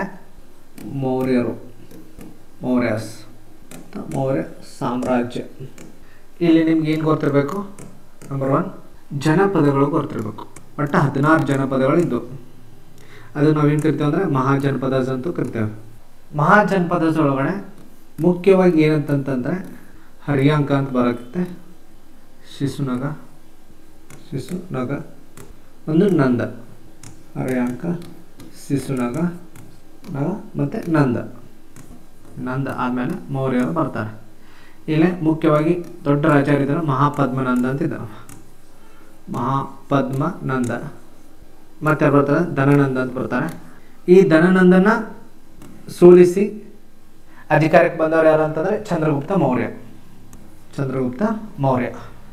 ಇವಂಗೆ ನಾವೇನು ಕರಿತೇವೆ ಅಂತಂದರೆ ಈ ಸಂಸ್ಥಾಪಕಗಳು, ಮೌರ್ಯ ಸಂಸ್ಥಾನದ ಸಂಸ್ಥಾಪಕ, establishment of the Maurya empire. ಈ ನಂದೊಳಗೆ ಧನನಂದನ ಹೊಡಿತಾನೆ. ಇಲ್ಲಿ ನಿಮ್ಗೆ ಏನು ಇಂಪಾರ್ಟೆಂಟ್ ಅಂತಂದರೆ ಮೌರ್ಯರೊಳಗಡೆ ರಾಜರಿಗೆ ಒಟ್ಟೆ ಇಲ್ಲಿ ಇನ್ನೇನು ರಾಜರು ಸ್ಟಾರ್ಟ್ ಆಗ್ತಾವಲ್ಲ, ಇಲ್ಲಿ ನೀವು ಏನೇನು ಓದ್ಬೇಕಂತಂದರೆ ಪ್ರಮುಖವಾಗಿ ಏನೇನು ನೆನ್ಪಿಡ್ಕೋಬೇಕಂತಂದರೆ ಹೆಸರಾಂತ ರಾಜ್ಯರು, ಅದನ್ನು ಬ್ರ್ಯಾಕೆಟಾಗಿ ಬರೀತಾರೆ ಇಂಪಾರ್ಟೆಂಟ್ ಕಿಂಗ್ಸ್. ಇಲ್ಲಿ ಮೇನ್ ಇಂಪಾರ್ಟೆಂಟ್ ಕಿಂಗ್ ಯಾರಂತಂದರೆ ಒಂದು ಚಂದ್ರಗುಪ್ತ ಮೌರ್ಯ, ನೆಕ್ಸ್ಟ್ ಅಶೋಕ. ಇಬ್ಬರ ಬಗ್ಗೆ ಓದಲೇಬೇಕು, ಚಂದ್ರಗುಪ್ತ ಬಗ್ಗೆ ಓದಬೇಕು, ಅಶೋಕ ಬಗ್ಗೆ ಓದಬೇಕು. ಅಶೋಕ ಬಗ್ಗೆ ಓದಬೇಕಂದ್ರೆ ನೆಕ್ಸ್ಟ್ ಇಂಪಾರ್ಟೆಂಟ್ ಏನಂತಂತಂದರೆ ಆಡಳಿತ ವ್ಯವಸ್ಥೆ, ಅಡ್ಮಿನಿಸ್ಟ್ರೇಷನ್. ಇಲ್ಲಿ ಇಂಪಾರ್ಟೆಂಟ್ ಏನಂತಂದರೆ ಪದಗಳು, ಟರ್ಮ್ಸ್.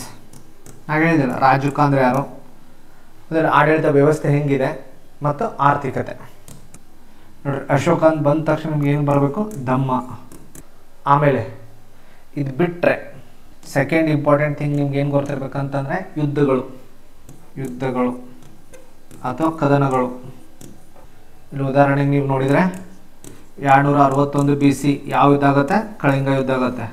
ಕಳಿಂಗ ಕಾಳಗ ಅಥವಾ ಕಳಿಂಗ ಯುದ್ಧ ಯಾರು ಮಾಡ್ತಾರೆ? ಅಶೋಕ.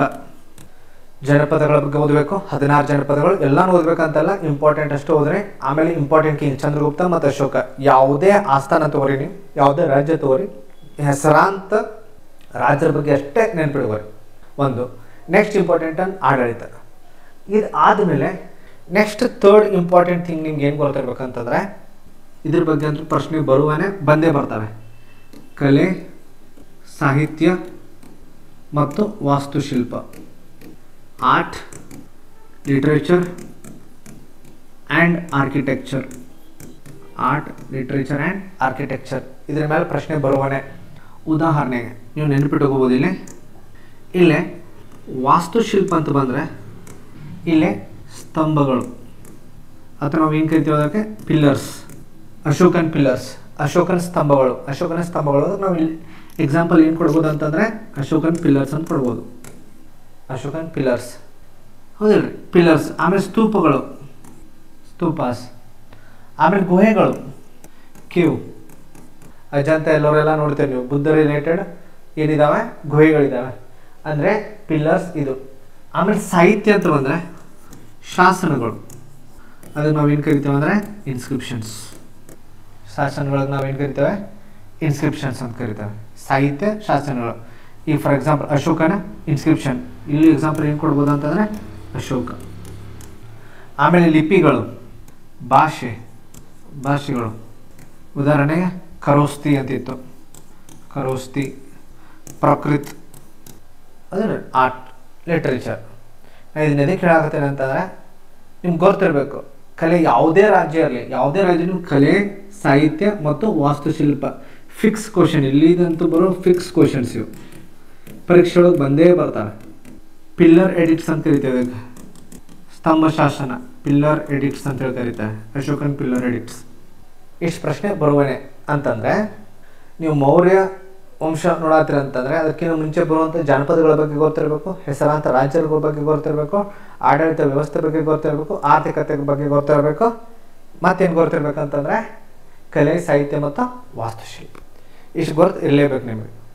ಓಕೆ, ಇಲ್ಲಿ ನಾವು ಎಷ್ಟನೇದು ನೋಡ್ತಿದ್ದೀವಿ ಅಂತಂತಂದ್ರೆ ಈಗ 5th ಟಾಪಿಕ್ ನೋಡ್ತಿದ್ದೇವೆ.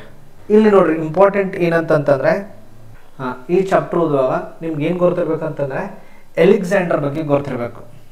ಅಲ್ಲಿ ಯಾರು ಬರ್ತಾರೆ ಅಂತಂತಂದರೆ ಪರ್ಷಿಯನ್ಸ್ ಬರೋಕ್ಕೆ ಸ್ಟಾರ್ಟ್ ಆಗ್ತಾರೆ. ಪರ್ಷಿಯನರ ಆಗಮನ, ಪರ್ಷಿಯನ್ಸ್ ಮತ್ತು ಗ್ರೀಕ್ ಇವ್ರು ಬರ್ಲಿಕ್ಕೆ ಸ್ಟಾರ್ಟ್ ಮಾಡ್ತಾರೆ ಭಾರತಕ್ಕೆ. ಉದಾಹರಣೆಗೆ ಸೈರಸ್, ಡೇರಿಯಸ್, ಗ್ರೀಕಿಂದ ಯಾರು? ಅಲೆಕ್ಸಾಂಡರ್. ಅಲ್ಲಿಂದ ಬರ್ಲಿಕ್ಕೆ ಸ್ಟಾರ್ಟ್ ಆಗ್ತಾರೆ. ಇದೊಂದು ಸ್ವಲ್ಪ ಗೊತ್ತಿರ್ಬೇಕು ನಿಮ್ಗೆ, ಅಲೆಕ್ಸಾಂಡರ್ ಬಗ್ಗೆ ಗೊತ್ತಿರ್ಬೇಕು. 323 BC ಬೆಬಲೋನಿಯಾ ಮೆಕ್ಸಿಡೋನಿಯಾ ಅಂತ ಒಂದು ಸ್ಮಾಲ್ ಈ ಪ್ರದೇಶ ಇರುತ್ತೆ, ಅಲ್ಲಿಂದ ಬರ್ತಾನೆ ಅವನು. ಅಲ್ಲಿ ಒಂದು ಯುದ್ಧ ಆಗುತ್ತೆ, ಹೆಡಸ್ಪಾಸ್ ಕದನ ಅಂತ ಕರಿತೇವೆ, ಬ್ಯಾಟಲ್ ಆಫ್ ಹೆಡಸ್ಪಾಸ್, ಪೋರಸ್ ಮತ್ತು ಅಲೆಕ್ಸಾಂಡರ್ ಮಧ್ಯೆ. ಓಕೆ, ಇದು ಸೂಕ್ಷ್ಮವಾಗಿ ಕೊಡ್ತಿದ್ದ ಸಾಕು. 5ನೇದಾಯಿತು. 6ನೇ ಟಾಪಿಕ್ ನಾನು ಇದ್ರ ಬಗ್ಗೆ ಹೇಳ್ತೇನೆ ಅಂತಂತಂದರೆ ಸಂಗಮ ಯುಗ. ಅದಕ್ಕೆ ನಾನು ಏನು ಕರೀತೇನೆ ಅಂದರೆ ಇಂಗ್ಲೀಷ್ ಒಳಗಡೆ I call it as a Sangam age. Sir ಇದ್ರೊಳಗೆ ಏನು ಓದಬೇಕ್ರಿ ಅಂತಂತಂದರೆ ಸಂಗಮ್ ಏಜ್ ಒಳಗಡೆ ಪ್ರಮುಖವಾಗಿ ಸಂಗಮ ಸಾಹಿತ್ಯ. ಪ್ರಮುಖವಾಗಿ ಏನು ಓದಬೇಕಂತಂದರೆ ಸಂಗಮ ಸಾಹಿತ್ಯ. ಇದು ಸಂಗಮ ನಡೆದಿರೋದು ಎಲ್ಲ ಅಂತಂತಂದರೆ ದಕ್ಷಿಣ ಭಾರತದಲ್ಲಿ, ಪ್ರಮುಖವಾಗಿ ತಮಿಳುನಾಡು. ಸಂಗಮ ಸಾಹಿತ್ಯದಲ್ಲಿ ಒಟ್ಟು 3 ಸಂಗಮಗಳಾಗ್ತವೆ. ಏನು 3 ಸಂಗಮಗಳು ಅಂತಂತಂದರೆ ಆಗಿನ ಟೈಮಿಗೆ ಇರುವಂಥ ಹೆಸರಾಂತ ಕವಿಗಳು, ಸಾಹಿತಿಗಳು ಎಲ್ಲ ಬಂದು ಏನು ಮಾಡ್ತಾರೆ, 3 ಮೀಟಿಂಗ್ ಬರೀತಾರೆ. 3 ಮೀಟಿಂಗ್ ಮಾಡಿ ಏನು ಮಾಡ್ತಾರೆ ಅಂತಂತಂದರೆ ಸಾಹಿತ್ಯ ಸೃಷ್ಟಿ ಮಾಡ್ತಾರೆ. ಸಂಗಮಗಳೇನೆಂದ್ರೆ ಮೀಟಿಂಗ್ಸ್. 3 ಮೀಟಿಂಗ್ ಮಾಡಿ ಸಾಹಿತ್ಯ ಸೃಷ್ಟಿ ಮಾಡ್ತಾರೆ, ಅಥವಾ ನಾನೇನು ಕೇಳ್ಬೋದು ಅಂತ ಸಾಹಿತ್ಯ ರಚನೆ ಮಾಡ್ತಾರೆ. ಉದಾಹರಣೆ ನಿಮ್ಗೆ ಗೊತ್ತಿರಬೇಕು, ಸಾಹಿತ್ಯ ರಚನೆ ತೊಳ್ಪಕಿಯಂ ಅಂತೇಳಿ ಬರೀತಾರೆ. ಇದನ್ನು ಯಾರು ಬರೀತಾರೆ? ತೊಳ್ಪಕಿಯಾರ್ ಬರೀತಾರೆ. ಶಿವಾಗ ಸಿಂಧಮಣಿ. ತಿರುವಳ್ಳೂರು ಅಂತ ಬರ್ತಾರೆ, ತಿರುವಳ್ಳೂರು. ಅಬ್ದುಲ್ ಕಲಾಂ ಇವ್ರನ್ನ ಯುನೈಟೆಡ್ ನೇಷನ್ ಒಳಗೆ ಭಾಷಣ ಮಾಡ್ತಿದ್ರಲ್ಲ ಅಬ್ದುಲ್ ಕಲಾಂ, ಅವಾಗ ಇವ್ರದೇ ಎಕ್ಸಾಂಪಲ್ ತೊಗೊಂಡು ತಿರುವಳ್ಳೂರು. ಇವ್ರು ಏನು ಬರೀತಾರೆ? ತಿರುಕುರಲ್. ಆಗಿನ ಟೈಮ್ಗಳು ಇಲ್ಲಿ ಯಾವ ರಾಜ್ಯಗಳಿದ್ವು ಅಂತಂದರೆ ಚೇರ, ಚೋಳ, ಪಾಂಡ್ಯ, ದಕ್ಷಿಣ ಭಾರತ ಒಳಗೆ ಸಣ್ಣ ಪುಟ್ಟ ರಾಜ್ಯಗಳಿದ್ವು. ಮಧ್ಯಕಾಲೀನ ಒಳಗಡೆ ಚೋಳ ಇಂಪಾರ್ಟೆನ್ಸಿಗೆ ಬರುತ್ತೆ. ಇಲ್ಲಿ ದಕ್ಷಿಣ ಭಾರತದಲ್ಲಿ ಇಷ್ಟು ಸಂಗಮ ಸಾಹಿತ್ಯ, ಇಷ್ಟು ನೀವು ಓದ್ಕೊಳ್ಳೇಬೇಕು ಇಲ್ಲಿ ಸಂಗಮ ಸಾಹಿತ್ಯದಲ್ಲಿ. ಇದನ್ನು ಕೇಳುವಂಥ ಚಾನ್ಸ್ ಇದೆ. ನೆಕ್ಸ್ಟ್ 7ನೇದು. 7 ಒಳಗಡೆ ಏನು ಇಂಪಾರ್ಟೆಂಟ್ ಅಂದರೆ ಗುಪ್ತಾಸ್. ಸೇಮ್ ಇದ್ರೊಳಗೆ ಏನು ಓದಬೇಕಪ್ಪ ಅಂತಂದರೆ 1ನೇದು ಹೆಸರಾಂತ ರಾಜರು, ಇಂಪಾರ್ಟೆಂಟ್ ಕಿಂಗ್ಸ್. ಉದಾಹರಣೆಗೆ Chandragupta first, Samudragupta, Skandagupta. Next 2nd ರಾಜಕೀಯದಲ್ಲಿ ಯುದ್ಧಗಳು ಅಥವಾ ಕದನಗಳು. ನೆಕ್ಸ್ಟ್ ಇಂಪಾರ್ಟೆಂಟ್ ಆಡಳಿತ ವ್ಯವಸ್ಥೆ, ಅಡ್ಮಿನಿಸ್ಟ್ರೇಷನ್. ಇಲ್ಲಿ ಆಡಳಿತ ವ್ಯವಸ್ಥೆ ಅಡ್ಮಿನಿಸ್ಟ್ರೇಷನ್ ಇಲ್ಲಿ ಇಂಪಾರ್ಟೆಂಟ್. ಅಗೇನ್ ಇದಕ್ಕೆ ಇಂಪಾರ್ಟೆನ್ಸ್ ಕೊಡ್ಬೇಕಂದ್ರೆ ಪದಗಳು ಅವಾಗಿಂತ ಹೇಳ್ತಿದ್ದೆ ನಾನು. ನೀವು ಇಂಪಾರ್ಟೆನ್ಸ್ ಎದು ಕೊಡ್ಬೇಕಂತಂದರೆ ಟರ್ಮ್ಸ್. 3rd ಸಾಹಿತ್ಯ, ಕಲೆ, ವಾಸ್ತುಶಿಲ್ಪ. ಇಲ್ಲಿ ನೋಡ್ರಿ ಇವ್ರ ಆಸ್ಥಾನದಾಗ ಮೇನ್ಲಿ ಚಂದ್ರಗುಪ್ತ 1ನೇ ಆಸ್ಥಾನದಾಗ ಅಲ್ಲಿ ಇಂಪಾರ್ಟೆಂಟ್ ಯಾರು? ನವರತ್ನಗಳು. 9 ಶ್ರೇಷ್ಠ ಪಂಡಿತರಿದ್ದರು. ಪ್ರಮುಖವಾಗಿ ನೀವು ಯಾರ ಬಗ್ಗೆ ನೆನ್ಪಿಟ್ಕೋಬೇಕಂತಂದರೆ ಕಾಳಿದಾಸ ಅಂತಿದ್ರು, ಆರ್ಯಭಟ ಇದ್ದರು, ಆರ್ಯಭಟ, ವರಮೀರ. ನಾವು ಕ್ವಶನ್ ಪೇಪರ್ ಸಾಲ್ವ್ ಮಾಡುವಾಗ ಇವ್ರ ಬಗ್ಗೆ ನೋಡಿದ್ದೀವಿ. ನವರತ್ನಗಳು ಇವ್ರ ಬಗ್ಗೆ ಓದಲೇಬೇಕು ನೀವು. ನೆಕ್ಸ್ಟ್ ವಾಸ್ತುಶಿಲ್ಪ ಒಳಗಡೆ ದೇವಾಲಯದ ವಾಸ್ತುಶಿಲ್ಪ, ಇದನ್ನು ನಾವು ಲಾಸ್ಟ್ ಕ್ಲಾಸ್ನಾಗ ಓದಿದ್ದೇವೆ. ಟೆಂಪಲ್ ಕನ್ಸ್ಟ್ರಕ್ಷನ್ ಒಳಗಡೆ 3 ಪ್ರಕಾರ ಇದಾವೆ ಅಂತ ಹೇಳಿದೆ ನಾನು. ನಾಗರ, ದ್ರಾವಿಡ, ವೇಸರ ಅಂಥೇಳಿ. ಇವ್ರು ಯಾವ ಸಿಸ್ಟಮ್ ತೊಗೊಂಬಂತಂದ್ರೆ ನಗರ ಪದ್ಧತಿನ ತೊಗೊಂಬಂದ್ರೆ. ನಾರ್ತ್ ಇಂಡಿಯನ್ ಟೆಂಪಲ್ಸಿಗೆ ನಾವು ನಗರ ಅಂತ ಕರಿತೇವೆ.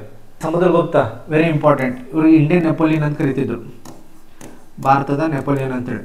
ಇವ್ರ ಬಗ್ಗೆ ಓದಲೇಬೇಕು. ಪ್ರಮುಖವಾಗಿ ಗುಪ್ತರ ಅಂತ ಹೇಳಿದಾಗ ಕಲೆ ಮತ್ತು ವಾಸ್ತುಶಿಲ್ಪ. ನೆಕ್ಸ್ಟ್ 8th ಗುಪ್ತರ ನಂತರದ ಕಾಲ. ಅದಕ್ಕೆ ನಾವೇನು ಕರಿತೀವಿ ಇಂಗ್ಲೀಷ್ ಒಳಗಡೆ ಅಂತಂತಂದರೆ we call it as a post Guptas. ಗುಪ್ತರ ನಂತರ ಕಾಲ, ಅದಕ್ಕೆ ನಾವೇನು ಕರಿತೇವೆ ಅಂತಂದರೆ ಪೋಸ್ಟ್ ಗುಪ್ತಾಸ್ ಅಂತ ಕರಿತೇವೆ. ಇಲ್ಲಿ ನೀವು ಪ್ರಮುಖವಾಗಿ ಓದೋದು ಯಾರ ಬಗ್ಗೆ ಓದಿರಿ ಅಂತಂತಂದರೆ ಕೇಳಿದರೆ ಎಕ್ಸಾಮ್ನಾಗ ಯಾರ ಬಗ್ಗೆ ಕೇಳ್ತಾನೆ ಅಂತಂದರೆ ಹರ್ಷವರ್ಧನ. ಈ ಹರ್ಷವರ್ಧನ ಅಂದಾಗ ನಿಮ್ಗೆ ಏನು ನೆನಪಾಗಬೇಕಂತಂದರೆ ನರ್ಮದಾ ಒಪ್ಪಂದ, ನರ್ಮದಾ ಅಗ್ರಿಮೆಂಟ್. ಈ ನರ್ಮದಾ ಅಗ್ರಿಮೆಂಟ್ ಯಾರ ಮಧ್ಯೆ? ಹರ್ಷವರ್ಧನ ಮತ್ತು ಪುಲಕೇಶಿ. ಇಲ್ಲಿ ಹರ್ಷವರ್ಧನಿಗೆ ಬಿರುದು ಬರುತ್ತೆ. ಆ ಬಿರುದು ನಾವೇನು ಕರಿತೀವಿ ಅಂದರೆ ಸಕಲೋತ್ತರ ಪದೇಶ್ವರ. ಇವನಿಗೆ ಪುಲಕೇಶಿಗೆ ದಕ್ಷಿಣೇಶ್ವರ ಅಥವಾ ದಕ್ಷಿಣ ಪದೇಶ್ವರ ಅಂತೇಳಿ ಕರೀತಾರೆ. ಇಲ್ಲೇನಾಗತ್ತೆ, ಹರ್ಷವರ್ಧನ ಉತ್ತರ ಭಾರತನ ರೂಲ್ ಮಾಡ್ತಿರ್ತಾನೆ, ಪುಲಕೇಶಿ ನಮ್ಮ ಕರ್ನಾಟಕ ಸದರ್ನ್ ಭಾಗನ ರೂಲ್ ಮಾಡ್ತಿರ್ತಾನೆ. ಇಬ್ಬರ ಮಧ್ಯೆ ಯುದ್ಧ ಆಗತ್ತೆ. ಅಲ್ಲಿ ಒಪ್ಪಂದ ಆಗುತ್ತೆ. ಏನು ಒಪ್ಪಂದ ಆಗುತ್ತೆ ಅಂದರೆ ನರ್ಮದಾ ದಡೆ ಆಚೆ ಏನಿದೆಯಲ್ಲ ಅದು ನೀನು ರೂಲ್ ಮಾಡೋ, ಅದ್ರ ತೊಳಗಿಂದ ಏನು ಮಾಡ್ತಾನೆ ನಾವು ರೂಲ್ ಮಾಡ್ತಾನೆ. ಆವಾಗ ಏನು ಸಿಗುತ್ತೆ, ಟೈಟಲ್ ಸಿಗುತ್ತೆ, ಒಂದು ಬಿರುದು ಸಿಗುತ್ತೆ. ಆ ಬಿರುದು ನಾವು ಏನು ಕರಿತೇವೆ, ಹರ್ಷವರ್ಧನಿಗೆ ಸಕಲೋತ್ತರ ಪ್ರದೇಶಗಳು ಅಂತ ಕರಿತೇವೆ, ಪುಲಕೇಶಿಗೆ ದಕ್ಷಿಣ ಪ್ರದೇಶಗಳು ಅಂತ ಕರಿತೇವೆ. ಈ ಅಗ್ರಿಮೆಂಟ್ ಎಲ್ಲಿದೆ ಅಂತಂದರೆ ಐಹೊಳೆ ಇನ್ಸ್ಕ್ರಿಪ್ಷನ್, ಐಹೊಳೆ ಶಾಸನ, ಐಹೊಳೆ ಇನ್ಸ್ಕ್ರಿಪ್ಷನ್. ಇಷ್ಟು ಓದಿದ್ರೆ ಸಾಕು ನೀವು. ಓಕೆ, ಮಧ್ಯಕಾಲೀನ ಇತಿಹಾಸ, ಮೆಡೈವಲ್ ಹಿಸ್ಟ್ರಿ. ಈಗ ನೆಕ್ಸ್ಟ್ ಏನು ಓದೋದು ಅಂತಂದರೆ ಮೆಡೈವಲ್ ಹಿಸ್ಟ್ರಿ.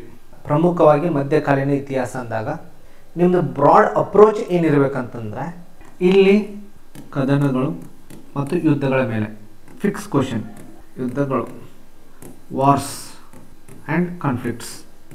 ನೆಕ್ಸ್ಟ್ ಏನಂತಂದರೆ ಪ್ರಮುಖ ಒಪ್ಪಂದಗಳು, ಟ್ರೀಟೀಸ್ ಆ್ಯಂಡ್ ಪ್ಯಾಕ್ಟ್ಸ್, ವೆರಿ ಇಂಪಾರ್ಟೆಂಟ್. ಆಮೇಲೆ ಕಲೆ, ಸಾಹಿತ್ಯ ಮತ್ತು ವಾಸ್ತುಶಿಲ್ಪ. ನೆಕ್ಸ್ಟ್ ಟರ್ಮಿನಾಲಜೀಸ್, ಪದಗಳು. ದಸ್ತಕ್ ಅಂದ್ರೇನು, ಕುಬುಲ್ ಅಂದ್ರೇನು, ಶರಿಯಾತ್ ಅಂದ್ರೇನು, ದಿವಾನೆ ಆರಿಜ್ ಅಂದ್ರೇನು, ದಿವಾನೆ ಅದಾಲತ್ ಅಂದ್ರೇನು, ವಜೀರ್ ಅಂದ್ರೇನು, ಈ ರೀತಿ ಏನು ಬರ್ತಾವೆ ಅಂತಂದರೆ ಟರ್ಮ್ಸ್ ಬರ್ತಾವೆ. ಅವ್ನು ಟರ್ಮ್ಸ್ ನೆನ್ಬಿಡ್ಬೇಕು ಕಂಪ್ಲೀಟ್ ಮಧ್ಯಕಾಲೀನ ಇತಿಹಾಸನ. ಈಗ ನಾವು ಏನು ಮಾಡೋಣ ಅಂದರೆ ಚಾಪ್ಟರ್ ವೈಸ್ ಹೋಗೋಣ. ಇಲ್ಲಿ ಇಸ್ಲಾಮಿಕ್ ದಾಳಿಗಳು ಅಥವಾ ಮುಸ್ಲಿಂ ಇನ್ವೇಷನ್ಸ್, ವೆರಿ ಇಂಪಾರ್ಟೆಂಟ್. ಇವನ್ನ ಸಪ್ರೇಟಾಗಿ ಓದ್ರಿ. ಇಲ್ಲಿ ಯಾರ್ಯಾರು ಬರ್ದಾರೆ ಅಂತಂದರೆ ಮೊಹಮ್ಮದ್ ಬಿನ್ ಕಾಸಿಮ್, ಮೊಹಮ್ಮದ್ ಗಜ್ನಿ, ಮೊಹಮ್ಮದ್ ಗೋರಿ, ಇವ್ರ ಬಗ್ಗೆ ಓದಲೇಬೇಕು. ಇವರು ದಾಳಿ ಯಾವಾಗ ಮಾಡಿದರು, ದಾಳಿ ಮಾಡಿದ ದಿನಾಂಕ, ದಾಳಿ ಮಾಡಿದ ಉದ್ದೇಶ, ದಾಳಿ ಮಾಡಿದ ಪ್ರದೇಶ ಗೊತ್ತಿರಬೇಕು.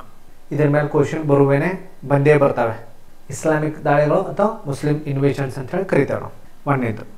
ಸೆಕೆಂಡ್ ಏನು ಓದಬೇಕಂದ್ರೆ ನೀವು ರಾಜ್ಪೂತ್ಸ್. ರಾಜ್ಪೂತ್ಸ್ ಒಳಗೆ ಏನು ಓದಬೇಕಂತಂದರೆ ಡೈನಸ್ಟೀಸ್, ಮನೆತನಗಳು. ಯಾವ ಮನೆತನಗಳು ಅಂತಂತಂದರೆ ಗುರ್ಜರ, ಪ್ರತಿಹಾರರು, ಚೌಹಾನ್, ಗದ್ವಾಲ್, ಚಂಡೇಲ. ಇದರಲ್ಲಿ ನೀವು ಓದಲೇಬೇಕು. ಗುರ್ಜರ, ಪ್ರತಿಹಾರ, ಗದ್ವಾಲ್, ಚೌಹಾನ್ ಎಕ್ಸೆಟ್ರಾ ಇನ್ನು ಓದಲೇಬೇಕು. ಡೈನಾಸ್ಟೀಸ್, ರಾಜಪುತ್ರ ಮನೆತನಗಳು. ನೆಕ್ಸ್ಟ್ ಇಂಪಾರ್ಟೆಂಟ್ ಏನಂತಂತಂದರೆ ಅಗೇನ್ ಹೆಸರಾಂತ ರಾಜರು. ಉದಾಹರಣೆಗೆ ಏನು ಕೊಡ್ತಾರೆ, ಹೆಸರಾಂತ ರಾಜರು ಪೃಥ್ವಿರಾಜ್ ಚೌಹಾನ್. ನೆಕ್ಸ್ಟ್ ಇಂಪಾರ್ಟೆಂಟ್ ಏನಂತಂತಂದರೆ ಹೆಸರಾಂತ ರಾಜ, ರಾಜಪುತ್ನಾಗ ಯಾರ್ಯಾರು ಇದಾರಲ್ಲ ಎಲ್ಲ ರಾಜ. ನಾವು ಒಂದು ಎಕ್ಸಾಂಪಲ್ ನಿಮ್ಗೆ ಕೊಟ್ಟಿದ್ದೇನೆ, ಪೃಥ್ವಿರಾಜ್ ಚೌಹಾನ್ ಅಂತೇಳಿ. ನೆಕ್ಸ್ಟ್ ಇಂಪಾರ್ಟೆಂಟ್ ಏನಂತಂತಂದರೆ ಯುದ್ಧಗಳು ಅಂತಂದರೆ ಬ್ಯಾಟಲ್ ಆಫ್ ತರೇನ್ ಕಾಳಗ 1191 1192, ಮೊಹಮ್ಮದ್ ಗೋರಿ ಮತ್ತು ಪೃಥ್ವಿರಾಜ್ ಚೌಹಾನ್ ಮತ್ತು ಯುದ್ಧ ಆಗುತ್ತೆ. ಡೈನಸ್ಟೀಸ್, ಹೆಸರಾಂತ ರಾಜರು, ಮನೆತನಗಳು, ಹೆಸರಾಂತ ರಾಜರು, ಯುದ್ಧಗಳು, ರಾಜ್ಪೂತ್ ಗೊತ್ತಿರಲೇಬೇಕು. ಇಷ್ಟಂದ್ರೂ ಗೊತ್ತಿರಲೇಬೇಕು. ಇದನ್ನು ಬಿಟ್ಟರೆ ಹಂಗೇನು ಅದೇ ಸೇಮ್. ಕಲೆ, ವಾಸ್ತುಶಿಲ್ಪ, ಸಾಹಿತ್ಯ ಪೃಥ್ವಿರಾಜ ರಾಸೋ ಯಾರು ಬರೆದರು ಅವೆಲ್ಲ ಕೇಳ್ತಾರೆ. ಓಕೆ, ನೆಕ್ಸ್ಟ್ ಥರ್ಡ್ ಇಂಪಾರ್ಟೆಂಟ್ ಮಧ್ಯಕಾಲೀನ ಭಾರತದೊಳಗಡೆ ಥರ್ಡ್ ಇಂಪಾರ್ಟೆಂಟ್ ದೆಹಲಿ ಸುಲ್ತಾನರು. ಇದಕ್ಕೇನು ಕರಿತೇವೆ, ದೆಹಲಿ ಸುಲ್ತಾನೇಟ್. ಅಗೇನಿಲ್ಲಿ ಮನೆತನಗಳು, ಡೈನಸ್ಟೀಸ್ 6 ಬರ್ತವೆ. ಸ್ಲೇವ್ ಡೈನಸ್ಟಿ, ಖಿಲ್ಜಿ ಡೈನಸ್ಟಿ ಅಂತೆಲ್ಲ 6 ಡೈನಸ್ಟಿ ಬರ್ತವೆ. ಖಿಲ್ಜಿ ಮನೆತನ, ಗುಲಾಮಿ ಸಂತತಿ, ಲೋಧಿ ಸಂತತಿ, ಈ ಥರ ಏನು ಬರ್ತಾವೆ ಅಂತಂದ್ರೆ ಸಂತತಿಗಳು ಬರ್ತಾವೆ ಅಂತಂದ್ರೆ ಡೈನಸ್ಟೀಸ್ ಬರ್ತಾವೆ. ಸೆಕೆಂಡ್ ಇಂಪಾರ್ಟೆಂಟ್ ಅಂತಂದರೆ ಪ್ರಮುಖ ರಾಜರು, ಇಂಪಾರ್ಟೆಂಟ್ ಕಿಂಗ್ಸ್ ಒಳಗಡೆ ನೀವು ಯಾರ್ಯಾರು ನೆನಪಿಟ್ಕೋ, ಯಾರ್ಯಾರು ಓದಬೇಕು, ಇನ್ನು ಅಷ್ಟೇ ಓದಬೇಕು. ನಾನು ಏನು ಹೇಳ್ತೇನಲ್ಲ ಈ ಅಷ್ಟ ರಾಜರ ಕುರಿತು ಓದ್ರಿ, ಬೇರೆ ಏನೂ ಓದ್ಬೇಡ್ರಿ. ಒಂದನೇದು ಕುತುಬುದ್ದೀನ್ ಐಬಕ್, ಇವ್ರ ಬಗ್ಗೆ ಓದ್ರಿ. ಸೆಕೆಂಡ್ ಇಲ್ತುತ್ಮಿಶ್, ಥರ್ಡ್ ರಜಿಯಾ ಸುಲ್ತಾನ, ಫೋರ್ತ್ ಬಲ್ಬನ್, ಫಿಫ್ತ್ ಅಲಾವುದ್ದೀನ್ ಖಿಲ್ಜಿ, 6ನೇದು ಇಬ್ರಾಹಿಂ ಲೋಧಿ. ಇಲ್ತುಮಿಶ್, ರಜಿಯಾ ಸುಲ್ತಾನ, ಬಲ್ಬನ್, ಅಲಾವುದ್ದೀನ್ ಖಿಲ್ಜಿ, ಇಬ್ರಾಹಿಂ ಲೋಧಿ. ಅಗೇನ್ ಇವ್ ರಿಲೇಟೆಡ್ ಏನ್ಸ್ ನೆನಪಿಡಬೇಕು. ಥರ್ಡ್ ನಾ ಯಾವಾಗ ಹೇಳಿನಿ, ಥರ್ಡ್ ಇಂಪಾರ್ಟೆಂಟ್ ಏನಂದರೆ ಪದಗಳು. ಇವರೆಲ್ಲ ರಾಜರು ಅದಾರಲ್ಲ, ಇವರೆಲ್ಲ ರಾಜರ ಆಡಳಿತ ಸುಲ್ತಾನರ ಬಗ್ಗೆ. ಈ ಫಾರ್ ಎಕ್ಸಾಂಪಲ್ ಪದಗಳಂದ್ರೆ ತಕ್ಷಣ ನೀವು ನೆನಪೇನು ಬರಬೇಕು ಪದಗಳು. ಇಲ್ಲಿ ನೆಕ್ಸ್ಟ್ ಇಂಪಾರ್ಟೆಂಟ್ ಅದನ್ನು ಹೇಳ್ತೇನೆ ನಿಮಗೆ. ಕುತುಬುದ್ದೀನ್ ಐಬಕ್ ಅಂದ ತಕ್ಷಣ ಏನಂತಂತಂದ್ರೆ ಸ್ಲೇವ್ ಡೈನಸ್ಟಿ, ಗುಲಾಮಿ ಸಂತತಿ ಸ್ಥಾಪಕ ಇವನು. ಇಲ್ತಮಿಶ್ 2 ಇದನ್ನು ತೊಗೊಂಬರ್ತಾನೆ, ಅವನು ಪದ್ಧತಿಗಳನ್ನು ತೊಗೊಂಬರ್ತಾನೆ. ಇಕ್ತಾ ಮತ್ತು ಚಳಿಸಾ 2 ಪದ್ಧತಿಗಳನ್ನು ತೊಗೊಂಬರ್ತಾನೆ. ಇಕ್ತಾ ಮತ್ತು ಚಳಿಸಾ ಎಲ್ಲ ಆಫೀಸರ್ಸಿಗೆ ಏನು ಕೊಡ್ತಾನೆ ಇವನು? ಕ್ಯಾಶ್ ಕೊಡಲ್ಲ, ಅದ್ರ ಬದಲು ಏನು ಕೊಡ್ತಾನೆ? ಲ್ಯಾಂಡ್ ಕೊಡ್ತಾನೆ. ಚಳಿಸ ಅಂತಂದ್ರೆ ಏನು? ಅಲ್ಲಿರುವಂಥ ಧಾರ್ಮಿಕ ವ್ಯಕ್ತಿಗಳ ಗುಂಪದು ಚಳಿಸ. ಇಕ್ತಾ ಚಳಿಸ ಅಂತ ಕೇಳ್ತಾನೆ. ಇಕ್ತಾ ಕೆಳಗಿನ ಯಾವುದಕ್ಕೆ ಸಂಬಂಧಪಟ್ಟಿದೆ? ಚಳಿಸ ಕೆಳಗಿನ ಯಾವುದಕ್ಕೆ ಸಂಬಂಧಪಟ್ಟಿದೆ? ಇದು ತುರ್ಕನ್ ಐ ಚಹಲ್ಗನಿ ಅಂತ ಹೇಳಿ ಕರೀತಾರೆ. ರಜಿಯಾ ಸುಲ್ತಾನ ವೆರಿ ಇಂಪಾರ್ಟೆಂಟ್. ಬಲ್ಬನ್ ನೋಡ್ರಿ, ರಾಜನ ಪದವಿಯನ್ನ ಬದಲಾವಣೆ ಮಾಡ್ತಾನೆ ಇವನು. ರಾಜ ಅಂದ್ರೆ ಯಾರು? ಅವನೊಬ್ಬ ದೇವರ ಸ್ವರೂಪ ಅಂತ ಕರೀತಾನ ಬಲ್ಬನ್. ರಾಜ ಅಂದ್ರೆ ಯಾರು? ಒಬ್ಬನ ದೇವರ ಸ್ವರೂಪ ಅಂತ ಹೇಳಿ. ಅಲಾವುದ್ದೀನ್ ಖಿಲ್ಜಿ, ಇದು ಖಿಲ್ಜಿ ಕ್ರಾಂತಿ ಅಂತ ಕರೀತಾರೆ. ಇದು ಖಿಲ್ಜಿ ಕ್ರಾಂತಿ ಅಂತ ಕರೀತಾರೆ. ಇವ್ರ ಬಗ್ಗೆ ಓದಲೇಬೇಕು. ಅಲಾವುದ್ದೀನ್ ಖಿಲ್ಜಿ ಬಗ್ಗೆ. ಇಬ್ರಾಹಿಂ ಲೋಧಿ, ಇಬ್ರಾಹಿಂ ಲೋಧಿಗೆ ಏನು ಮಾಡ್ತಾರೆ? ಸೋಲಿಸಿ ಒಂದು ಹೊಸ ರಾಜ್ಯ ಸ್ಥಾಪನೆ ಆಗುತ್ತೆ. ಆ ರಾಜ್ಯದ ಹೆಸರು ಏನಂತಂತಂದ್ರೆ ಮುಘಲ್. ಮುಘಲ್ ಯಾರು ಬರ್ತಾರೆ? ಬಾಬರ್ ಬರ್ತಾರೆ. 1526 ಒಂದನೇ ಪಾನಿಪತ್ ಕದನ, first battle of Panipat.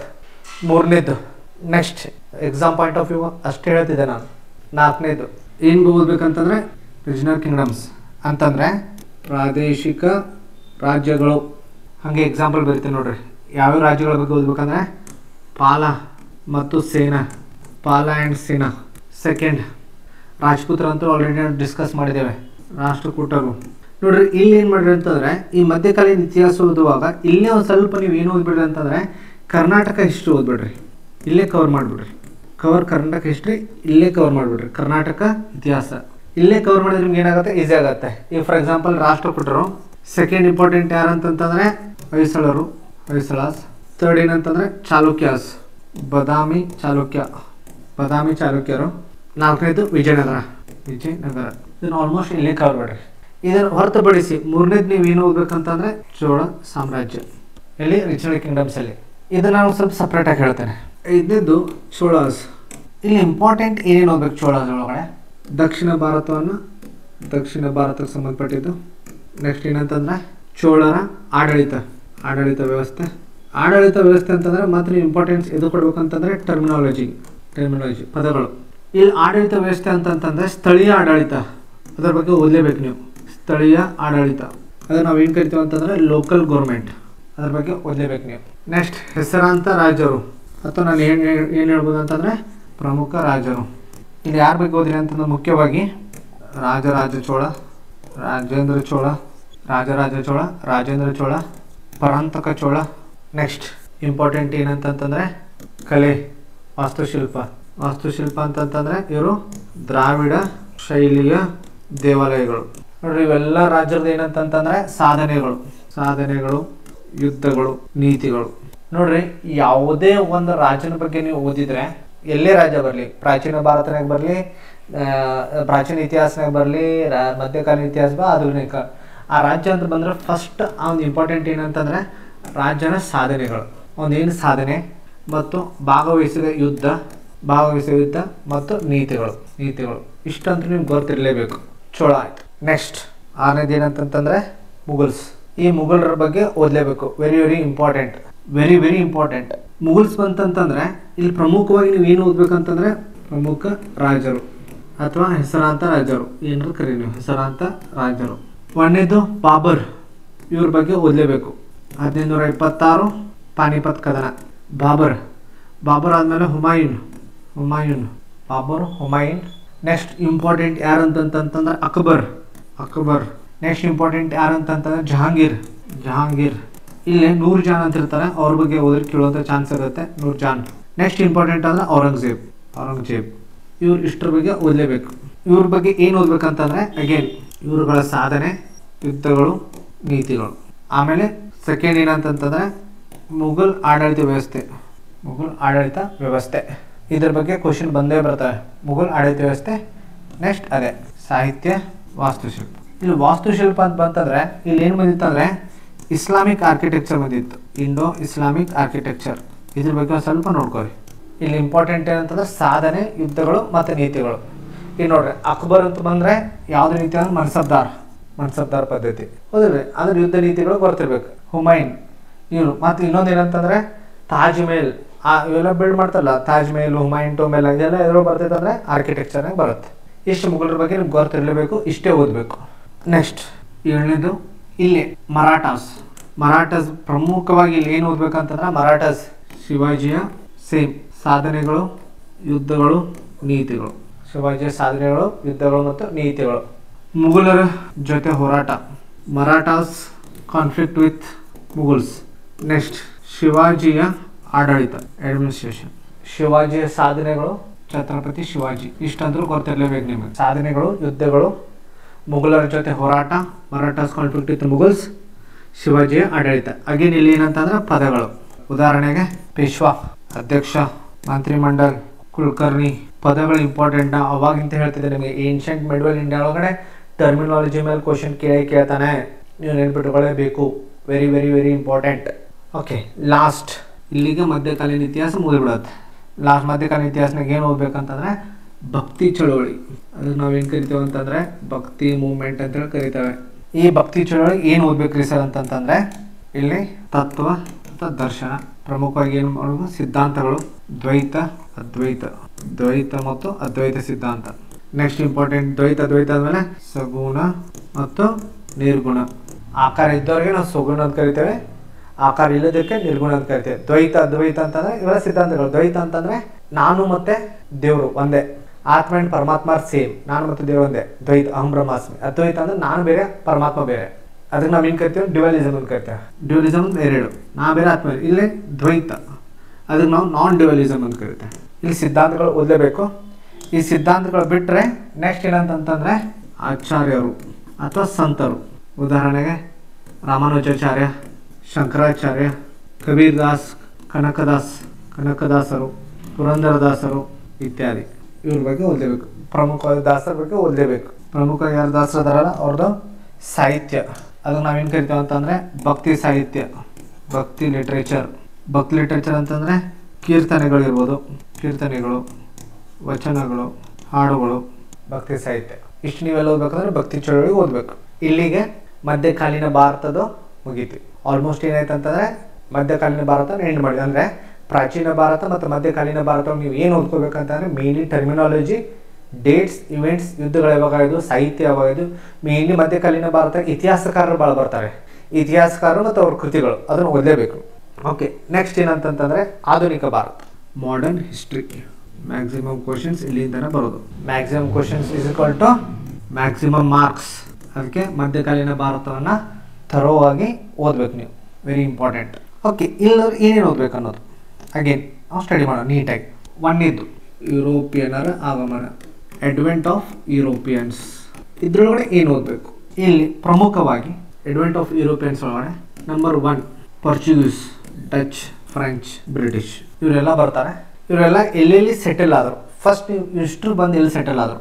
First ಇವ್ರ ಬಗ್ಗೆ ಏನು ಓದಬೇಕಂದ್ರೆ ಸೆಟಲ್ಮೆಂಟ್ಸ್. ಇಡೀ ಭಾರತನಾಗ ಎಲ್ಲಿ ಸ್ಥಳ ಉರಿದರು ಅಥವಾ ಸ್ಥಳಗಳು ನೆಲೆಗೊಂಡ ಸ್ಥಳಗಳು. ಸೂರತ್ ಇರ್ಬೋದು, ಬಾಂಬೆ ಇರ್ಬೋದು, ಮಡ್ರಾಸ್ ಇರ್ಬೋದು, ಮಂಗಳೂರು ಇರ್ಬೋದು, ಕಾರವಾರ ಇರ್ಬೋದು. ಎಲ್ಲಿ ಸೆಟಲ್ ಆದರು ಇವರು? ಪೋರ್ಚುಗೀಸ್ ಎಲ್ಲಿ ಸೆಟಲ್ ಆದರು, ಡಚ್ ಎಲ್ಲಿ ಸೆಟಲ್ ಆದರು, ಫ್ರೆಂಚ್ ಎಲ್ಲಿ ಸೆಟಲ್ ಆದರು, ಬ್ರಿಟಿಷ್ ಎಲ್ಲಿ ಸೆಟಲ್ ಆದರು. ಇದ್ರ ಬಗ್ಗೆ ನಿಮ್ಗೆ ಗೊತ್ತಿರಲೇಬೇಕು. ಸೆಕೆಂಡ್, ಪರಿಚಯಿಸಿದ ವಸ್ತುಗಳು, ಥಿಂಗ್ಸ್ ಇಂಟ್ರೊಡ್ಯೂಸ್ಡ್. ಟೊಬ್ಯಾಕೋನ ಯಾರು ಇಂಟ್ರೊಡ್ಯೂಸ್ ಮಾಡಿದರು, ಮೆಣಸಿನ್ಕಾಯಿನ ಯಾರು ಇಂಟ್ರೊಡ್ಯೂಸ್ ಮಾಡಿದರು, ಪ್ರಿಂಟಿಂಗ್ ಪ್ರೆಸ್ಸನ್ನು ಯಾರು ತೊಗೊಂಬಂದರು, ನೀಲಗಿರಿನ ಯಾರು ತೊಗೊಂಬಂದರು, ಇಂಡಿಗೋನ ಯಾರು ತೊಗೊಂಬಂದರು, ನೀಲಿ ಬೆಲೆನ ಯಾರು ತೊಗೊಂಬಂದರು. ಆದರೆ ಇಲ್ಲಿ ಬಂದು ಏನೇನವರು ಇಂಟ್ರೊಡ್ಯೂಸ್ ಮಾಡಿದರು, ಯಾರು ಇರ್ಬೋದು, Europeans, Portuguese, Dutch, French, British.